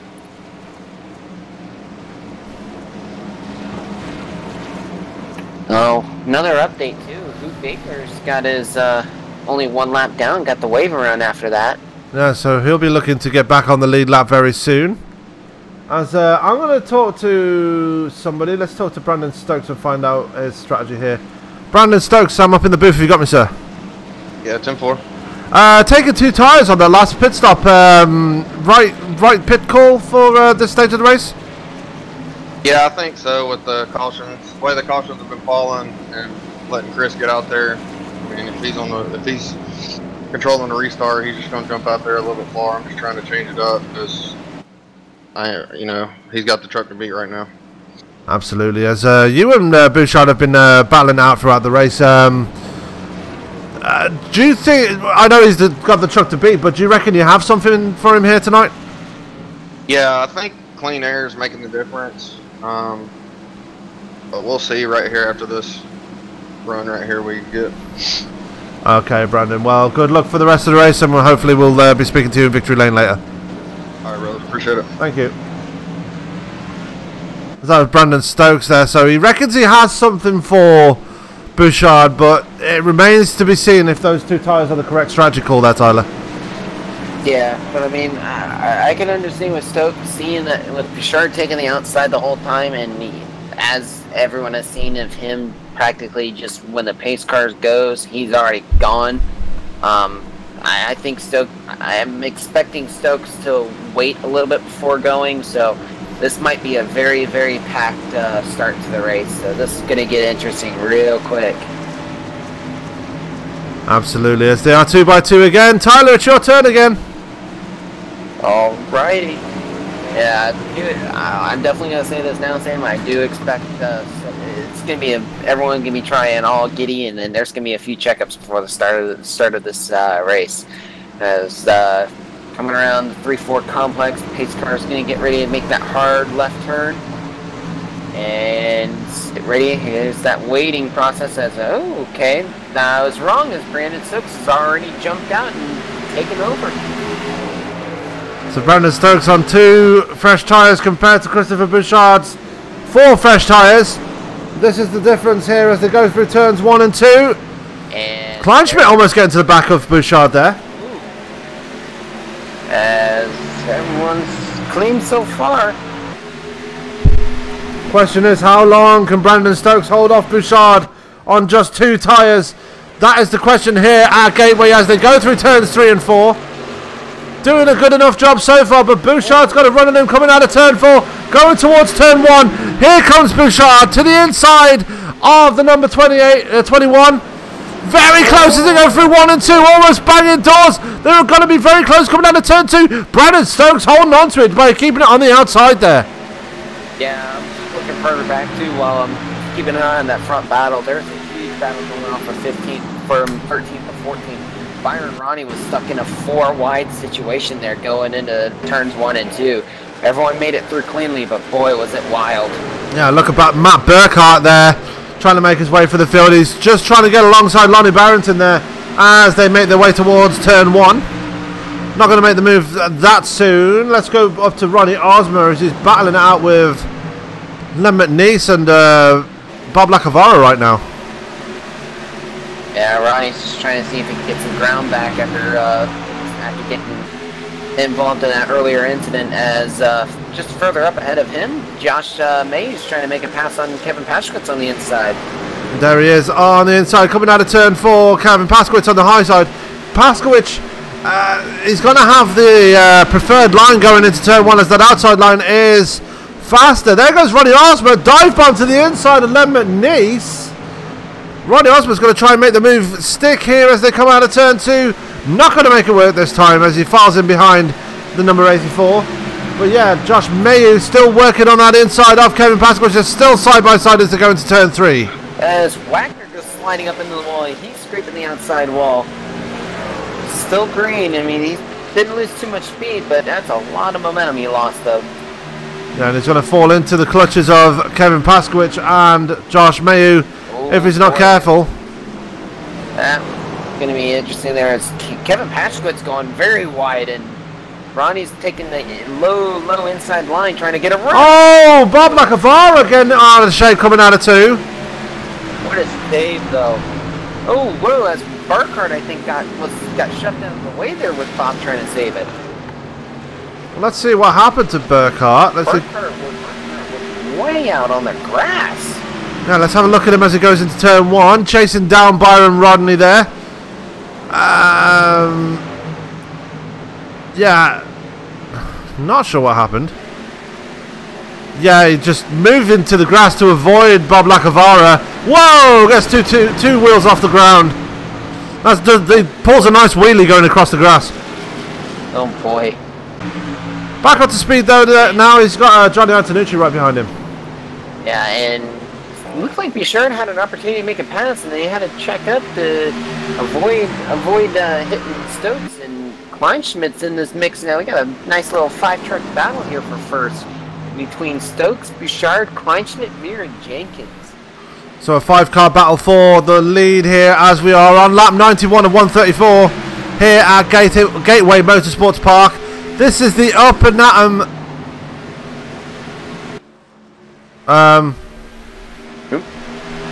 This is trust me to forget the name. The Up and Atom. I am so sorry. Yeah, Faxson. The Up and Atom Faxson 200. That's the one. Sorry, Mr. Faxson, I didn't mean to do that. As there goes Bouchard to the inside of Brandon Stokes. This is the move that he's been waiting for. As they're still side by side, Stokes in the wall. As he has to give it to him. That was always going to slow him down, scraping that outside wall. As here comes Kleinschmidt to the inside of Brandon Stokes now. Yeah, it's a lot of big battles around right now. There's even further back. I'm keeping an eye on a battle between Burkhart, Lacavara, and Gervais. There's a lot of decent battles throughout the whole entire field right now. Yeah, lots of battles going on. Let's go back to the battle with Josh Mayu and Ronnie Osmer. Osmer going to try and take the inside line. Going to get a wheel on the rumble strip. Not going to work out there, Ronnie, as it comes out of turn 4. Turn 2. Oh, God. I'm so bad with corners lately. They're going into turn 3 now. Ronnie Osmer right behind Mayu as they go and complete lap 93. As back up front again, Kleinschmidt, he's got an opportunity to get around Stokes. It's just that inside line just is not, it's not working for these trucks. The setup that they got, these trucks are just not liking that inside line. I mean, they can get a decent turn in, but coming out, just they don't have any momentum at all. As the outside line is always the favourable line here at Gateway anyway. I mean, even racing here in IndyCar, the outside line's favourable, so it's definitely not a surprise that people are getting faster lines going through the corners. As we see, this Kleinschmidt just backing off slightly from Brandon Stokes. Can't back off too much though, as there is Jeffrey Meyer and John Jenkins right behind him, so needs to be cautious as Chris Bouchard has already checked out. He's 1.6 seconds up the road already. Yeah, it's like once Bouchard got around Stokes, it was lights out. He's gone. This is more now a battle for second. Yeah, Chris Bouchard and then the rest. Yep. Thomas Wagner there in 6th place. Just fending off Josh Mayu. He's 1.8 seconds behind John Jenkins. So John Jenkins currently safe in that 5th spot. Thomas Wagner just getting a bit out of shape coming out of turn 2 as he makes the way towards turn 3. Going to slow it down nicely as they go into 3 and 4. Mayu happy to just ride behind the 43. For now, as Wagner gets it all wrong coming out of 4. This is the opportunity for Mayu to jump down on the inside of... Dive it in too and be able to secure it. But he's not going to risk it, and looks like he is not going to get the position as Wagner cuts off Mayu there to keep position 6 and keep that 6th position in comfortable hands. Absolutely. So a mistake there by Thomas Wagner. Almost let Josh Mayu in, but Mayu is in trouble of his own as he's got Ronnie Osborne right on his fender now. Oh, Osborne scrapes the wall, and that's going to let Lemon Nice in now. Oh, we got a big wreck. Oh, never mind, not a big wreck, but Stokes just shoved Matt Kleinschmidt out of the way into the wall. Now let's go back and watch that. And Kleinschmidt's dropped all the way down to 5th because of that. It's a bit of a bump and run move there for Brandon Stokes as he comes to the fender of the 05. This is a replay, remember. Dives down to the inside going into turn 1. We know that bottom line is not going to be the favourable line. Is he going to try and pick the middle line? As that was actually netcode between those two. So no contact between the 05 and the 21. It was just a bit of netcode happening there. Could have been a lot worse. McNeese sideways. Almost took out Ronnie. Good save by Lang. No, he's going, and Paskys hits him. That's going to be caution number 10. And Bouchard is not going to be a happy person right now. Not at all. That's now, what, the 3rd time he's lost out on at least a 3-second lead or more?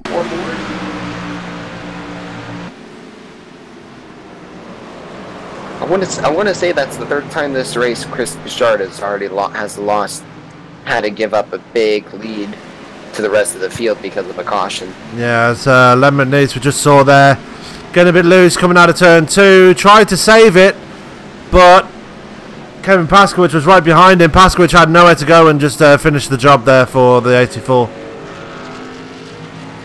Kevin Paskys just not having it his way, but I mean, still running in 9th though. That's still a decent position, but man, it's been some terrible luck lately for him. And what in the world is Brandon Stokes doing here? Backing up the field. Well, both Bouchard and Stokes were side by side coming into pits.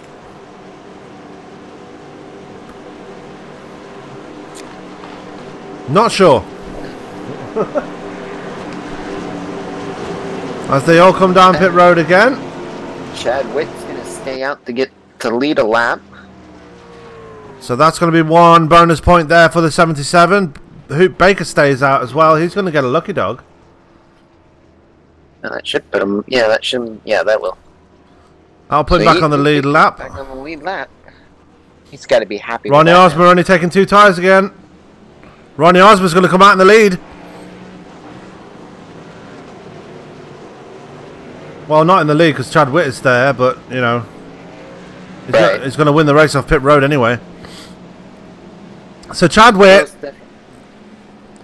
What were you going to say, Tyler? No, I was agreeing with you there that it still wins the race off pit road. The question looks like Ronnie will take over the lead as Chadwick's going to come into pit roads now. Yeah. So Ozma to the point now after taking 2 tyres. Chris Bouchard's going to come up to second, and he's now going to fight with another driver for the lead. That's taking 2 tyres. Byron Rodney taking 2 tyres as well. Actually, yeah, Byron Rodney just taking fuel by the looks of things. Ooh, that's going to be interesting. That should get him to the end of the race, but tire-wise, I don't know. This is going to be interesting. There's Chad Witt in his box right now. Hoot Baker, yeah, is officially back on the lead lap now, as he's bringing it down pit side. Yeah, gonna get some fresh tires and fuel, and he should easily be able to make it the rest of the way. Absolutely. It's still got 23 cars, 23 trucks running at this point in the race. Ronnie Osby, your leader. Let's talk to Mr. Chris Bouchard, shall we? Chris Bouchard, Sam up in the booth. You got me, sir? Yes, I do. Well, Chris, it seems to be a lot of frustration up there in the number 28 truck. All these cautions happening and just stealing away those big leads you keep having. Yeah, it kind of sucks because I'm really good on the long run, and now I'm going to be starting second because 2-tire hero, so we'll see how that plays out on the restart. Well, yeah, a lot of people taking 2 tires on this on these cautions, but you seem to be making pretty light work of them, so shouldn't be too much of a problem on the restart, right? Yeah, hopefully. I just need to focus on keeping that 21 truck behind me. He's pretty quick. Absolutely, as he's been your closest challenger all night long. Well, Chris, lights are off in the pace car. I'll let you go back and finish off the race, and hopefully we'll be talking to you in victory lane later. Hopefully, thanks. Okay. That was Chris Bouchard there in the number 28 truck. Yeah, a bit frustrated with all these cautions coming out. Yeah, I know. In the probably in the helmet, he's just like he said, he's very frustrated. But at the same time, the way he's been able to keep that momentum going and be able to get around him after when we get into a long green flag run, with the laps dwindling down, that long green flag run might not happen. As 30 laps to go, there's going to be a lot of people impatient. So it's going to be interesting. And keep an eye on that 21. He said he was going to be. He's worried about that 21, so definitely have to keep an eye on that matchup. Well, the pace car's about to peel off there as Ronnie Osmer picking the inside line this time. So this will be interesting to see when we come to the green as Ronnie Osmer gets him going early. Ronnie Osmer catching the whole field by surprise there as we're under green once again. As Bouchard's going to immediately try and take a small look to the inside line as Brandon Stokes immediately pushes his way up to third. John Jenkins in fourth. Jeffrey Meyer in fifth. Matt Kleinschmidt in sixth. Byron Rodney in the top 10, but because he's on... Oh! Bouchard practically sent it into turn 3 and 4. Oh! Bouchard, nice save by Ronnie Osmer though. Boy, oh boy, that was close. Side by side as they go into turn 1. This is going to be pretty academic unless Ronnie Osmer can keep it wound up on the high side. And he does. Very close as they come out of turn 2. Osmer almost into the wall. They're side by side going towards turn 3. Here comes Brandon Stokes for the middle. They're going to try and make it 3 wide. Here we go, 3 wide. This is not going to be good for Osmer. All way out on the outside. And here comes Stokes to the inside of Bouchard. This is a pass for the lead as they come out of turn 4. Bouchard into the wall. Brandon Stokes to the inside. Brandon Stokes to the lead. Osmer going to move on to second, or is he going to try and take the first place as well? No, still side by side with Bouchard as they go through 1 and 2. Here comes John Jenkins too. He wants a piece of the action. He wants to get up into the top 2. But Brandon Stokes, power move of the race so far, up to the lead after passing 2 people at the same time. Yep. Just like what Bouchard said when we're talking with them just then. It's going to be that 21. He's going to be one. Absolutely, as they come out of turn 2. Oh, no, turn 4. Turn 4. Brandon Stokes is your leader. Chris Bouchard second. John Jenkins up to third now. Kleinschmidt fourth. Ronnie Osmer, 2 tyres not working again as he's going to lose the place to Kleinschmidt. He's going to drop back to 5th place. He's got Burkhardt and Meyer right behind him as Wagner's into the wall behind him. Kevin Paskys there just holding on to 9th place. Back in a battle again with Josh Mayu. Yes. Ronnie Osmer's trying to hang on for 5th right now as Matt Burkhardt's looking down on the inside to try to make a pass on the inside as Jeff Mears going to look on trying to get around Burkhardt on the outside line now. Absolutely, as there he goes on to the outside of the 44.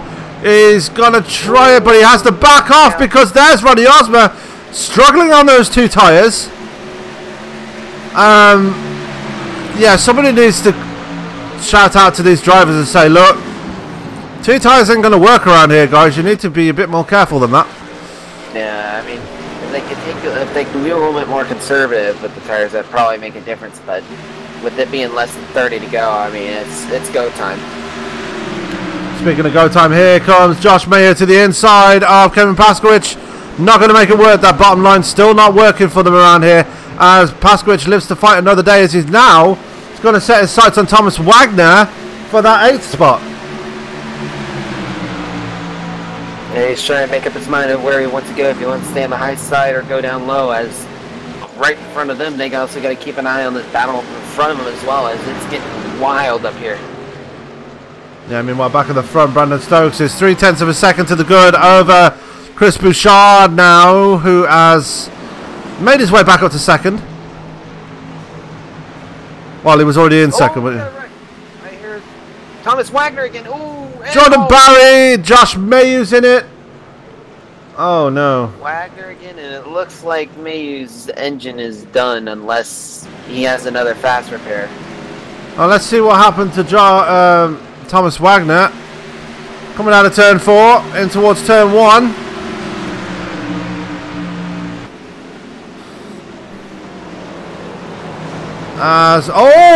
Paskys got into the back of him, and that's what happened there. So, unfortunate there for the 7, getting into the back of the 43. Some more frustrations seeping out there as this race goes into caution number 11 here at Gateway. As patience is really dwindling down now, especially with 23 to go at the line. Probably going to be less than 20 by the time the next restart comes. Yeah, and as you say, Josh Mayhew with an extremely damaged car right there. Smoking his engine down pit road. It looks, I almost want to say I haven't seen a fast repair. I don't think he's got a fast repair, so that might be game over. Let's keep focused on him and see if he does use a fast repair. Because usually the fast repair would have clicked on by now. Yeah, he hasn't. Yeah. I think he's done with that engine smoke, and if he's used up his fast repair already. Well, he's not changing tyres. He's gone straight to repairing damage. Oh, no, he is taking tyres. He's only taking left sides. No, when he first pulled in, it looked like they changed both tires. I'm looking at it from a different angle, so I probably didn't see. Yeah, that is one hell of a damaged truck. As here come everybody into pit road again. Yeah, Bouchard. Or maybe not, actually, because stop times are actually showing everyone taking 4 tires, actually. Everybody except for Bob Lacavara, who stayed out. So he's going to... that bonus point. Absolutely. If there's a bonus point there, why not take it? As here comes Bob Lacavara to pit road now. It's going to get interesting. Well, Bouchard's back at point again, and so he can control this race again. But he cannot control the cautions as I think everybody was listening to me. I think everybody was listening to me because nobody took 2 tires this time. Yeah. As Thomas Wagner's back in the pits, Hoot Baker is coming out of the pits now, still on the lead lap. And yeah, Josh May is just sitting. That car's done. That truck's done. Pretty much. He's dropped two laps down now. Jordan Barry, he's been through the wars as well. He's just coming out of pit road after getting some more damage fixed. Tyrone Harris Let's not forget he was involved in that wreck with John Napier earlier. And he's back on the lead lap now, so he's running his own race here tonight in that Bud number 1. Yeah, it's got a lot of battle scars on it, because I believe with that wreck that he had with John Napier, that was his faster pair used instantly, and yeah, he's slowly been coming back. I mean, definitely could be a much better night for him, but still being able to finish out the race, that's still a good sign for now. Yeah, one driver would not really mention much tonight, Johnny Antonucci there in the 59 Goodyear machine, having a very quiet race, just sitting in the back of the field, not really concerning himself with any battles here tonight, so good to see him just staying out of trouble and just running his own race tonight. Yeah, he did get caught up in an accident earlier, I believe, but overall, I mean, he's been a very clean race for him so far. It's a good run by him. Hopefully he'll be able to gain a few more spots here before the end of the night, because he's got a good opportunity for at least the top 10. Absolutely. We're going to go back to the front of the field now, as they are going to be 2 by 2 now. We're going to get them going one more time, as there goes Thomas Wagner out of pit road again.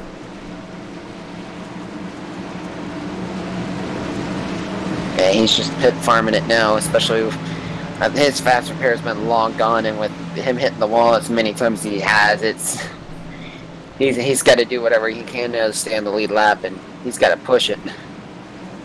Yes, we are looking at our leader, Chris Bouchard. Brandon Stokes right behind him. He's up for the battle tonight. He already made the pass of the night on that last restart. So can he do it again as we are getting ready to go to green one more time here at Gateway? Bouchard your leader, Stokes second, Kleinschmidt third, Meyer fourth, Jenkins fifth, Osmer 6th, Burkhardt 7th, 8th is Paskys, 9th is Whitaker, and rounding out the top 10 is Lemon Nisa to come around turns 3 and 4. Pace car's going to peel off right now. Going to get him going one more time, and away we go! Under green one more time. Does Brandon Stokes have anything for Bouchard this time round as they made their way towards turn 1?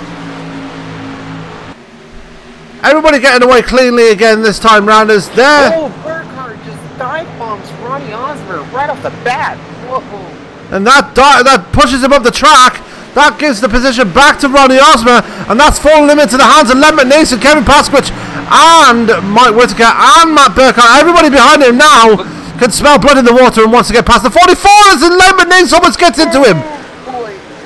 Yeah, guess who now is deciding to show up? Dylan Moskowitz is coming back into this race. He's trying to get his name out there. He's trying to fight for some spots now. And he's fighting with Sean Weaver there. Sean Weaver making the pass on the outside. Good move there by the 37. As here comes Byron Rodney to the outside of the 37 now.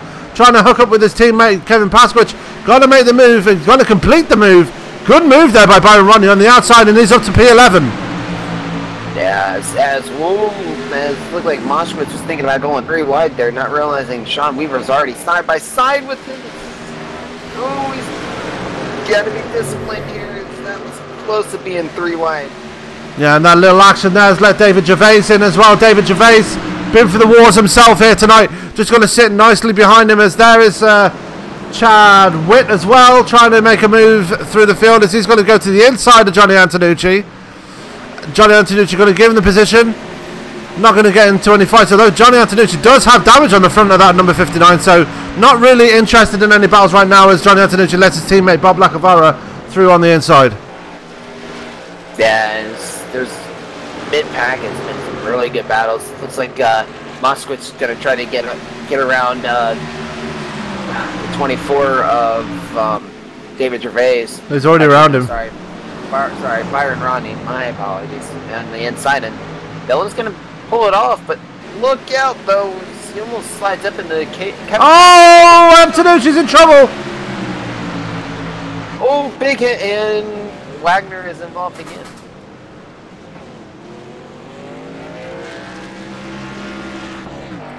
Let's go back and watch what happened there. Oh, boy. Wagner going to do the dive bomb move that he's always done tonight. Dives it into turn 1. But hits the rumble strips, pushes up the track and gets it to the side of the 59. And yeah, Karma just basically bit him on the backside at that point. Yep. Antonucci just been an innocent victim so far of this race. And that, I'm afraid, is going to be the end of Thomas Wagner's night, because he has no fast repairs left, and that truck is it's junk. It's junk. Yeah. Speaking of junked up trucks, Josh Mayo now behind the wall. Unfortunate for Josh, but not much he can do there. That was very unfortunate with that happening. Absolutely, as there goes Wagner with Jordan Barry. We have got a few takers down pit road. David Gervais being one of them. Hoop Baker, another one. No, not Hoop Baker. Sean Weaver is one. Chad Witt, Jordan Barry, Thomas Wagner. As well. Paskys is in his box, as is... Oh, Byron Rodney did not go with his teammate. Okay, interesting. Chris Bouchard still holding on to that lead, though. Managing to hold off Brandon Stokes on that restart, but a lot of the fighting on that last run was in the mid-pack, so we weren't interested in the leaders, we just wanted to watch the mid-pack. No, and the hilarious thing about it, looking at the live timing, Bouchard was starting to pull away again from Brandon Stokes. He was about half a second away of Brandon Stokes, so slowly but surely pulling away when that caution came out. So once again, Bouchard just I mean, the only way Bouchard can win this is a late caution, or even pulling off, just leaving him behind and hoping no caution comes out anymore. Absolutely, as they are making their way around the track right now, just coming out of turn 4. 15 laps to go. We're going to be 14 laps to go when they cross the line right about now. Lights are still on the pace car, so they're going to be pacing at least one more lap. Who do we want to speak to at this point? Well, I'd love to speak to Kevin Paskys, but I'm not allowed to. KP, Yeah, get on that. Fix it. KP's being mean to us right Oh, now. let's have an interesting chat with Mr. Hoop Baker. Mr. Hoop Baker, Sam Cooper Bennett up in the booth. Have you got me, sir? Hey, how y'all doing up in the booth tonight? Not too bad. How's your race going tonight, Hoop? Well, I got to tell you, brother. You know, I made an early pit strategy. I didn't pit first. It cost me. I got a couple. It's been a bad night, but I've got a couple of lucky dogs back, and we're back up in there. You know, we ain't gonna win it, but I still got a fast repair left, and you know, we're hanging, brother. Yeah, definitely got a shot at the top 10, as there's a lot of damaged trucks in front of you there, Hoot. Definitely got the advantage in your pocket right now. Do you reckon you can pull off the top 10 right here? Well, like I was telling the other boys, what do we still got here? We got about 10 laps to go, and you know, everybody gets a little fidgety there in those last few laps, and you know, I've been doing very well avoiding the wrecks tonight. I've got through about 2 or 3 of them, so I think I'm optimistic, sir. Okay, and how are the tacos tonight? We're actually due to a complaint and a protest from out west, Mr. Byron Rodney. Tacos are California time, and so I'm doing Virginia ham, sir. And we've been cooking them up with brown sugar and mustard on them, and handing them out. That's good. Make sure you save me some at the end of the race anyway. Well, good luck for the final 12 laps, and we'll hopefully speak to you after. All right, copy that, sir. Have a good one. And you too, sir. Always fun chatting to Mr. Hoop Baker. Oh, definitely. He's one of the most friendliest people you would ever have an opportunity to talk to. Yes, Bouchard. Going back to our leaders now. Tyler, get us going again. Yep, as I can definitely say, this will definitely not be the last restart, I think, as here goes Pasker coming out of turn 4, and Bouchard getting on the gas immediately, and here we go. Bouchard already to the point and already throwing a 2/10 of a second gap on Brandon Stokes already. Yeah, Myron Kleinschmidt side by side behind him, and look who's there in that 5th spot, Mr. Ronnie Osmer. Battling it out with Kleinschmidt already, right behind Meyer.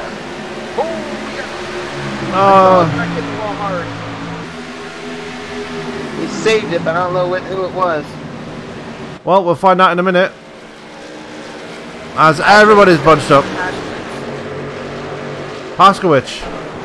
Yep, he hit the wall hard, but he's still going, but boy.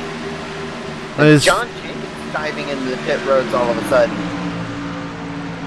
So John Jenkins having a few issues there. As Dylan Moskowitz in the wall, cautions out again. You were right, that was not the last restart. Yep, and I think Dylan has another fast repair, so he might be able to get back in this race with that engine practically about ready to explode on him. Now, as we're watching him coming out of turn 4 there, making his run towards turn 1.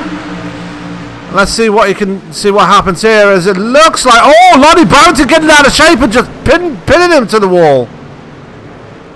Goodness. Lonnie Barrington, I think something broke on his car then because he just speared right into him. Yeah, but here's the interesting thing though. John Jenkins pitted at just like a spur of the moment. I don't know if he was running low on fuel, but if everyone decides to come in and pit, try to get fresh tires and whatnot, Jenkins could possibly jump up to the lead. Moskowitz is behind the wall.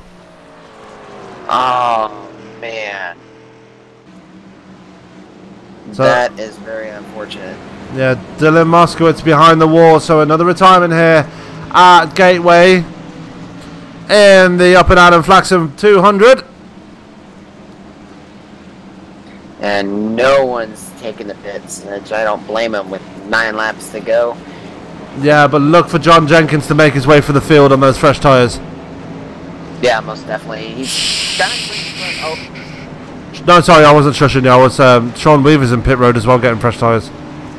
Oh, okay. But he's a lap down, so shouldn't be a factor in this, really. Nah. No, he shouldn't. Because Lonnie's still pit fireman. Still in the lead lap, it looks like. That was a scary incident, though, between Lonnie Barrington and Dylan Moskowitz, though. Lonnie Barrington just lost control of the car. It looked like almost like a real life like suspension failure or brake failure or something. He just went straight on through the corner and just took out Moskowitz completely. Yeah, Moskowitz just had nowhere to go, and it was almost, you could almost compare it to like the right rear blowing, like a right front blowing out, where it's like you immediately starting to turn right and then it just blows out and you're just heading straight to the wall. It easily could look like that too, like he had a blown tire. Absolutely. As we're looking at Lonnie Barrington there, he's out of pit road again. He did not lose a lap under that, so, and it looks like he's used a fast repair. Because that's a fresh looking truck right there.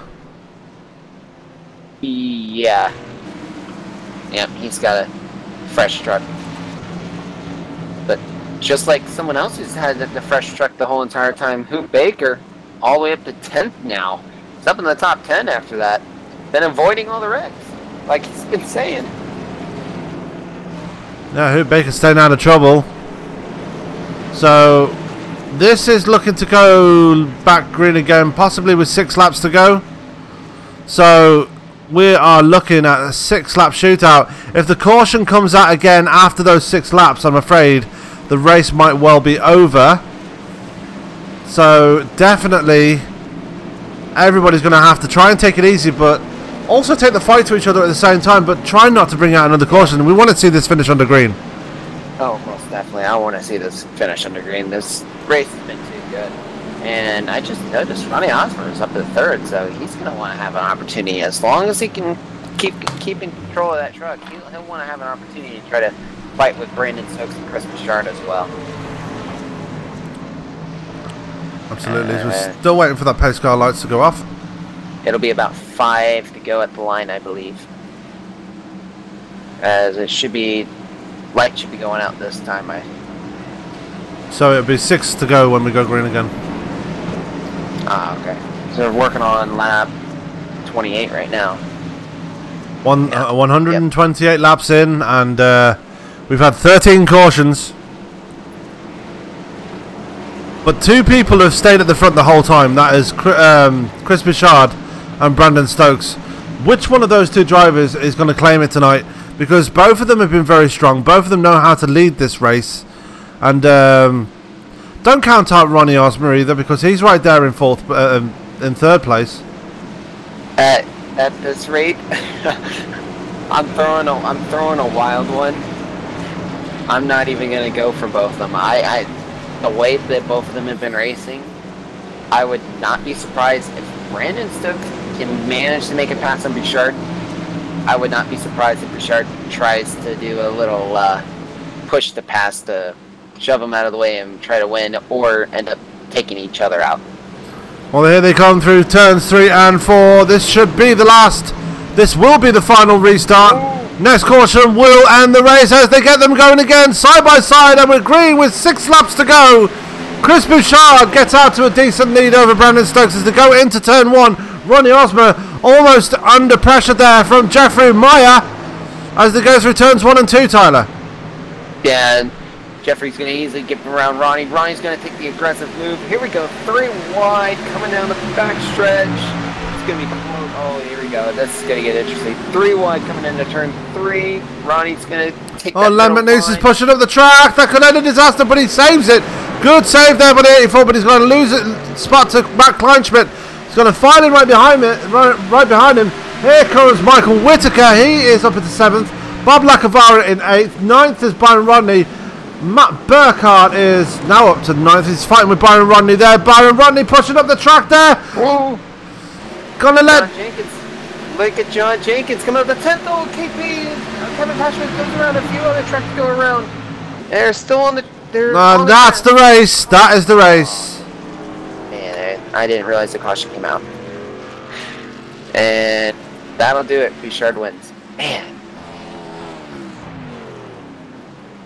Oh, does he? Well, that was because the pacing laps are short round here, so it's within the 5-lap window though. Once it gets within. But it was still 5 laps to go before. We might. Ooh. Well, we might get that one lap dash. We might. I'm curious now, but I John Jenkins though, he came flying up. He's up to 10th already. Yeah, unfortunately, the biggest loser out of that was Hoot Baker, dropping from 10th to 13th on that restart. I think he's hoping for the big one to happen on this next restart, if there is another one. Yeah, if there is another one, yeah, I'm calling it now. If we have a one lap to the finish, big one, and anyone that survives is going to have a decent position. Because I don't see, honestly, I do not see 21 trucks making it back to the line if it is a 1-lap dash.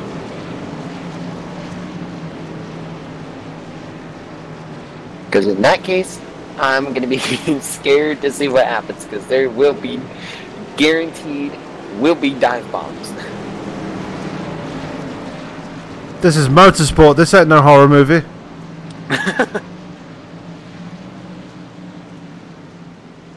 This is racing. Whoa, that was close. That was Weaver flying by, high rate of speed, getting his lap back. So all 21 trucks that are still left in the race are all on the lead lap now.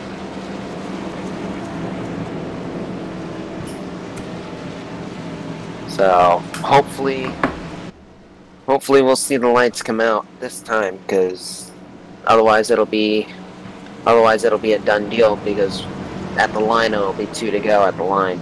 Absolutely, as they made their way out of turn 3. Keep an eye on the pace car there as they come out of the corner. I don't know, the way Bouchard's reacting with the pace car, it might... Ooh, nope. It's over. Chris Bouchard, unless the wheels fall off it, is going to claim victory here at Gateway. Brandon Stokes puts up a valiant fight and comes home. He's going to be coming home in second. Jeffrey Meyer will finish in third. Let's have nobody pitting from the lead under caution like we saw on Thursday. Yeah, that was interesting. Yeah, I was still shocked. David Gainforth, we're looking at you, my friend. Yeah, that was a heartbreaker. Yeah.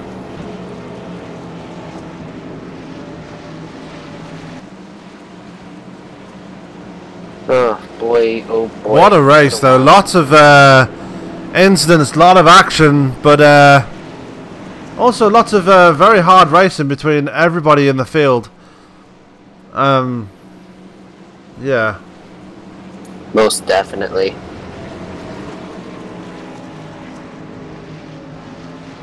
As they should be this time, white flags out. Or actually, this should be the checkered right here, correct? Nope, still 2 laps to go. 1 lap to go at the line, so the white flag will be out with the yellow flag. There it is. As Brandon Stokes has to do 1 more circulation around the track. Yep. With Bouchard as well. Jeffrey Meyer stealing 3rd place from Ronnie Osmer, though. That was a pretty good move for before the caution came out.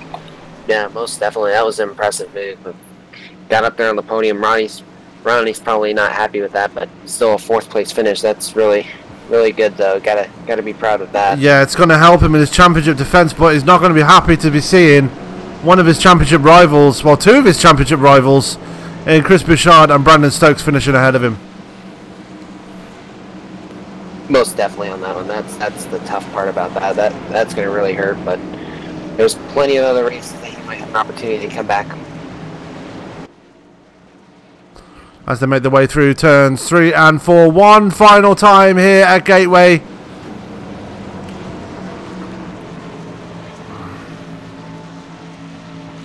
Out of turn 4, Chris Bouchard is going to claim victory here at Gateway. Brandon Stokes is going to come across the line for 2nd place. Jeffrey Meyer for 3rd. Ronnie Osmer for 4th. Matt Kleinschmidt for 5th. And Emmett Nice is going to come across the line for 6th. 7th is Mike Whitaker. 8th is Bob Lacavara. 9th, Matt Burkhart. And rounding out the top 10, John Jenkins. But your winner here tonight, Mr. Chris Bouchard. Great to see him do his victory lap here at Gateway. As I'm going to put up this graphic right here. All for you, Chris. So let's go to our interviews right now. As I am going to be with Mr. Jeffrey Meyer. Jeff, running in the top 5 for most of the race, but pulled off the biggest move of the race so far, and still in that 3rd place right there. Hello, Jeffrey. Yep, I'm here. Yeah, I was just saying to you there. Been running in the top 5 for most of the race, but pulled off the biggest move of your race right there, and still in that 3rd place. How did that feel? That felt good. I was pushing it as hard as I could to try to keep Ronnie from getting in front of me. So I was pretty much full throttle coming out of 2. Yeah, and you've definitely had that truck hooked up through the race. I mean, really in it from the get-go tonight, as you look to just to cement yourself in that top 5.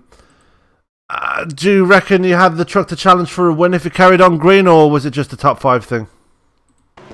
Yeah, I think it was maybe in a long run.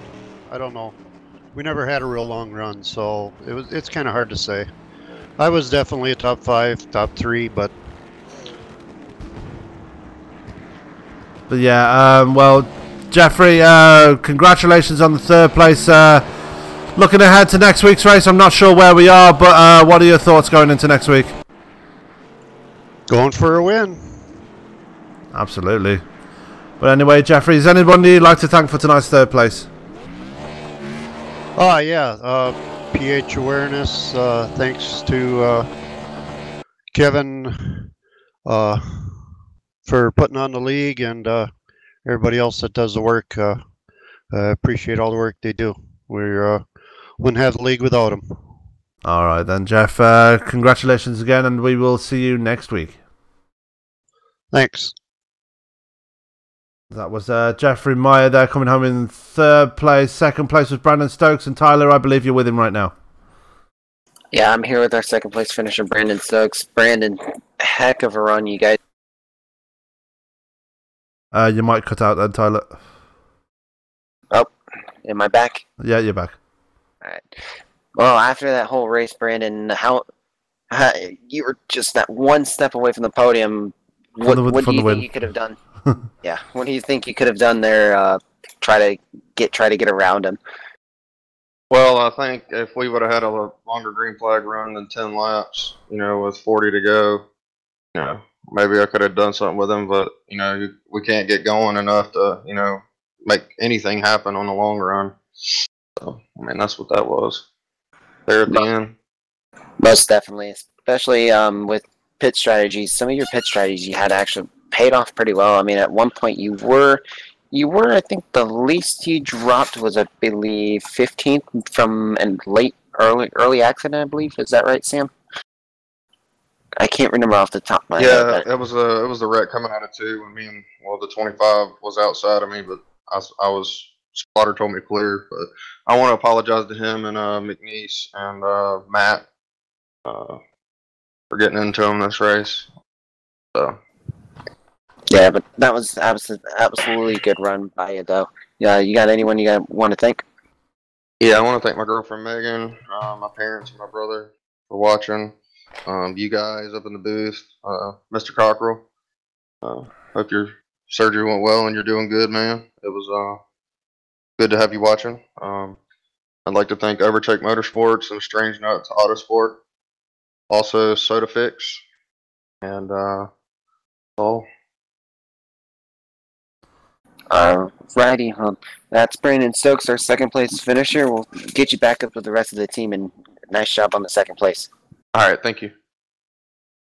That was our second place finisher, Brandon Stokes. Coming into the booth now is maybe one of very relieved man, but also very happy, Mr. Chris Bouchard. Managed to pull it off in the end there, Chris. Congratulations on the win there. Thank you, Sam. For a second I thought I got the announcer's curse again. Alright. Well, it almost seemed like it was going to happen when just after we spoke to you, actually, Brandon Stokes put in that one hell of a move, by far the move of the race on you and Ronnie into turn 3. Do you think it was over at that point? Because you said you were pretty worried about him at that point. Yeah, at that moment, my emotions were going through the roof. I had to turn on my fans. I was getting pretty heated. But yeah, that I thought I could get by him. Then the yellows came and I got past him through pit lane. But I don't know if I would have been able to pass him on the track. It's just so hard to pass here. Absolutely. I mean, these kind of tracks definitely encourage a lot of hard racing and a lot of close racing due to the fact that you cannot pass very easily around here. But when you were at the front, you were pulling away like it was nobody's business, Chris. I mean, I'm guessing you had that truck pretty well hooked up tonight. Yeah, it's just I got into a really good rhythm after a few laps, and I just consistently hit my marks. My big thing was not to overdrive turn 1. That's where a lot of people were making big mistakes, and that's where I saw in practice where I can lose a lot of time, a lot of track position, just in that one corner alone. Absolutely. Well, Chris, looking ahead to next week's race, KP, where are we next week? Next week we are, I believe, at Iowa. So, looking ahead to Iowa next week, Chris, what are your thoughts going to that track? Oh, I guess it'll be 2 in a row. I'm going to win that one also. I like that track in the trucks. I didn't do well in the cup, but that's a whole different story in that situation. Kind of sucks I won't be able to go race the Xfinity Cup car this weekend, but hopefully we can get a W in Colorado for K&N. Absolutely. Well, good luck in that one. And Chris, is there anybody you'd like to thank for tonight's win? Lucas Oil, Racing TV, Sports Diesel. I wish we had a Ford and iRacing. I would have said Ford, but I have to say Chevy now. But Chevy Performance, all those guys. And KP, Scott, Sam, everybody who puts their heart and soul in this league and the other leagues I run in, I gotta thank them. This is a hard league to win in. I sweated for this one. Well, Chris, again, congratulations on the win tonight, and we will see you next week at Iowa. All right, thank you. That was Chris Bouchard joining us in the booth, our race winner tonight. Joining us in the booth also, we just spoke to him there to see who was where we were next week. KP, your thoughts on tonight's race? Personally, I dislike this track very much. No, I just felt like we had a good run going, and I dialed my brake bias back quite a bit, and it seemed to help me early in the race, and I kind of was hanging towards the front of the field, and then all of a sudden it went to a bad place in a basket. So, but no, I mean, overall we're really happy. The race took a little while to get going, but afterwards we were in the here in the second half of the race.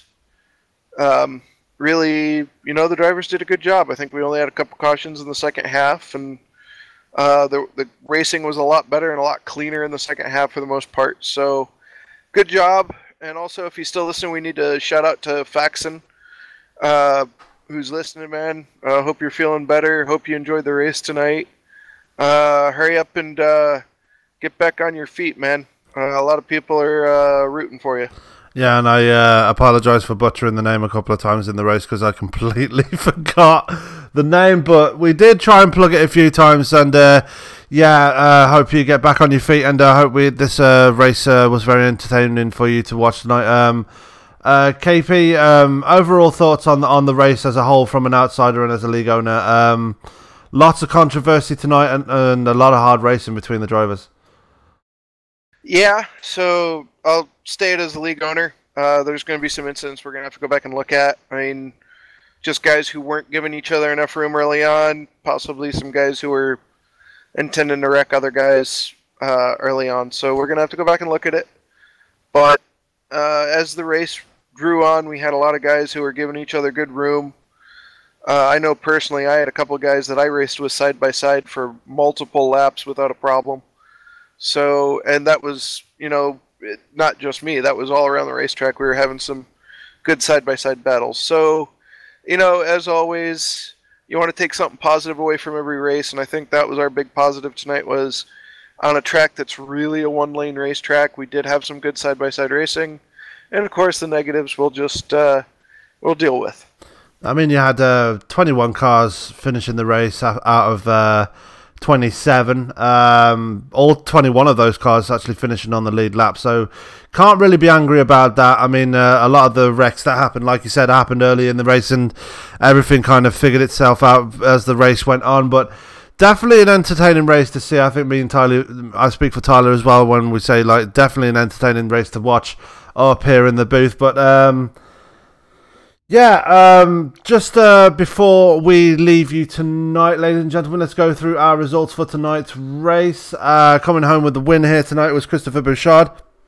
Finishing second was Brandon Stokes. Coming home in third, stealing it from Ronnie Osmer, was Jeffrey Meyer. Ronnie Osmer coming home in fourth. Matt Kleinschmidt was fifth. Len McNeese sixth. Mike Whitaker was seventh. Bob Lacavara eighth. Ninth was Matt Burkhart. And rounding out the top 10 was John Jenkins, Tyler. Yeah, Byron Rodney finishing 11th. Chad Witt in 12th. Pooh Baker actually doing strong. Granted, he had a chance at the top 10. Top 10 just struggled at the end, finished 13th. David Gervais finishing 14th. Thomas Wagner, after having a good start, originally starting at 4th, finished 15th. Tyrone Harris, I hope I said that right. Tyrone Harris finishing 16th. 17th is going to be Johnny Antonucci. 18th, Jordan Berry. Kevin Paskys in 19th. Lonnie Barrington in 20th. Coming home in 21st, and last car on the lead lap was Sean Weaver. Dylan Moskowitz finished 22nd and 10 laps down. John Mayo 23rd. 24th, Jonathan Hagler. 25th was John Napier. 26th, Gregory Napier. 27th, bit of controversy early in the race. That was Joe Morganti. He was the first man to retire. And Aaron Beauvais not taking the green tonight. And that rounds out the field of 28 drivers, even though 27 started. Well, tonight was a very entertaining race for many different reasons. We had all the emotions there. We had controversy, we had comedy, we had sadness, and all that lot, all of the things that KP is interested in the theatre industry. Isn't that right, KP? But yeah, definitely an interesting race here tonight, and definitely good to watch from a broadcaster's point of view. Well, anyway, that is going to do it here tonight at Gateway. Guys, final thoughts on tonight's race? Well, I some of those I saw, others I did not see coming, but boy, was it. I was expecting a good race, and they definitely showed it. Granted, there was been some wild stuff happening, but overall, I liked that was a good race. Yeah, you know, sometimes you get the good, you get the bad. It's the facts of life. But anyway, you know, we're happy ultimately with the outcome. I think Iowa seems to be a good track for us. I think in the Gen 6 cars we ran over 130 laps caution free, so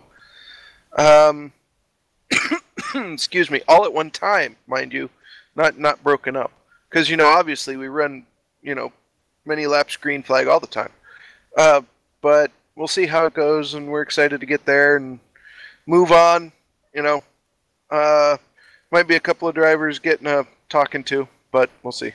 Yeah, before we go to our close show segment, just want to give a quick shout out to our teammate, brother from another mother, and broadcast partner, Mr. Tony Trapasso, who's laid up in hospital right now, watching this race from his laptop. I just want to give him a quick shout out and wish him the speedy recovery as he is recovering from knee surgery.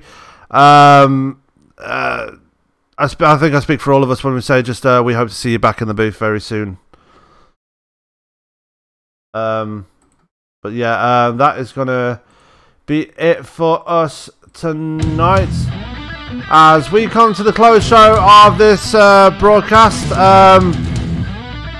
Again, a good race to see, all the emotions that you want to see in a stock car race. Tomorrow night we're taking the night off, but Wednesday we are back with Top Fuel Racing as they go to Iowa. Thursday we're back with Somo as they go to Michigan. Friday we have the Paskys Cardiac Xfinity Series or Grand National Series as they go ahead. Sorry, I wanted to interject there real quick. We actually have something really exciting coming in the Xfinity. It's our last race into the playoffs, and we decided that we wanted to do something different. We wanted to make it really interesting, so our last, when we start the championship round, or when we start the playoffs, the final track is to be announced, and we will actually be doing a live blind draw to see where our finale will be. So that's definitely something to look forward to for Friday night. Saturday night, Friday night also we're here with the Go Fast Grand National Series. Saturday we have the Major League Esports Series, and then Sunday we're back here at Iowa. Oh, not Sunday, we're off. Then Monday night we are back here again in Iowa with the trucks again. Good night.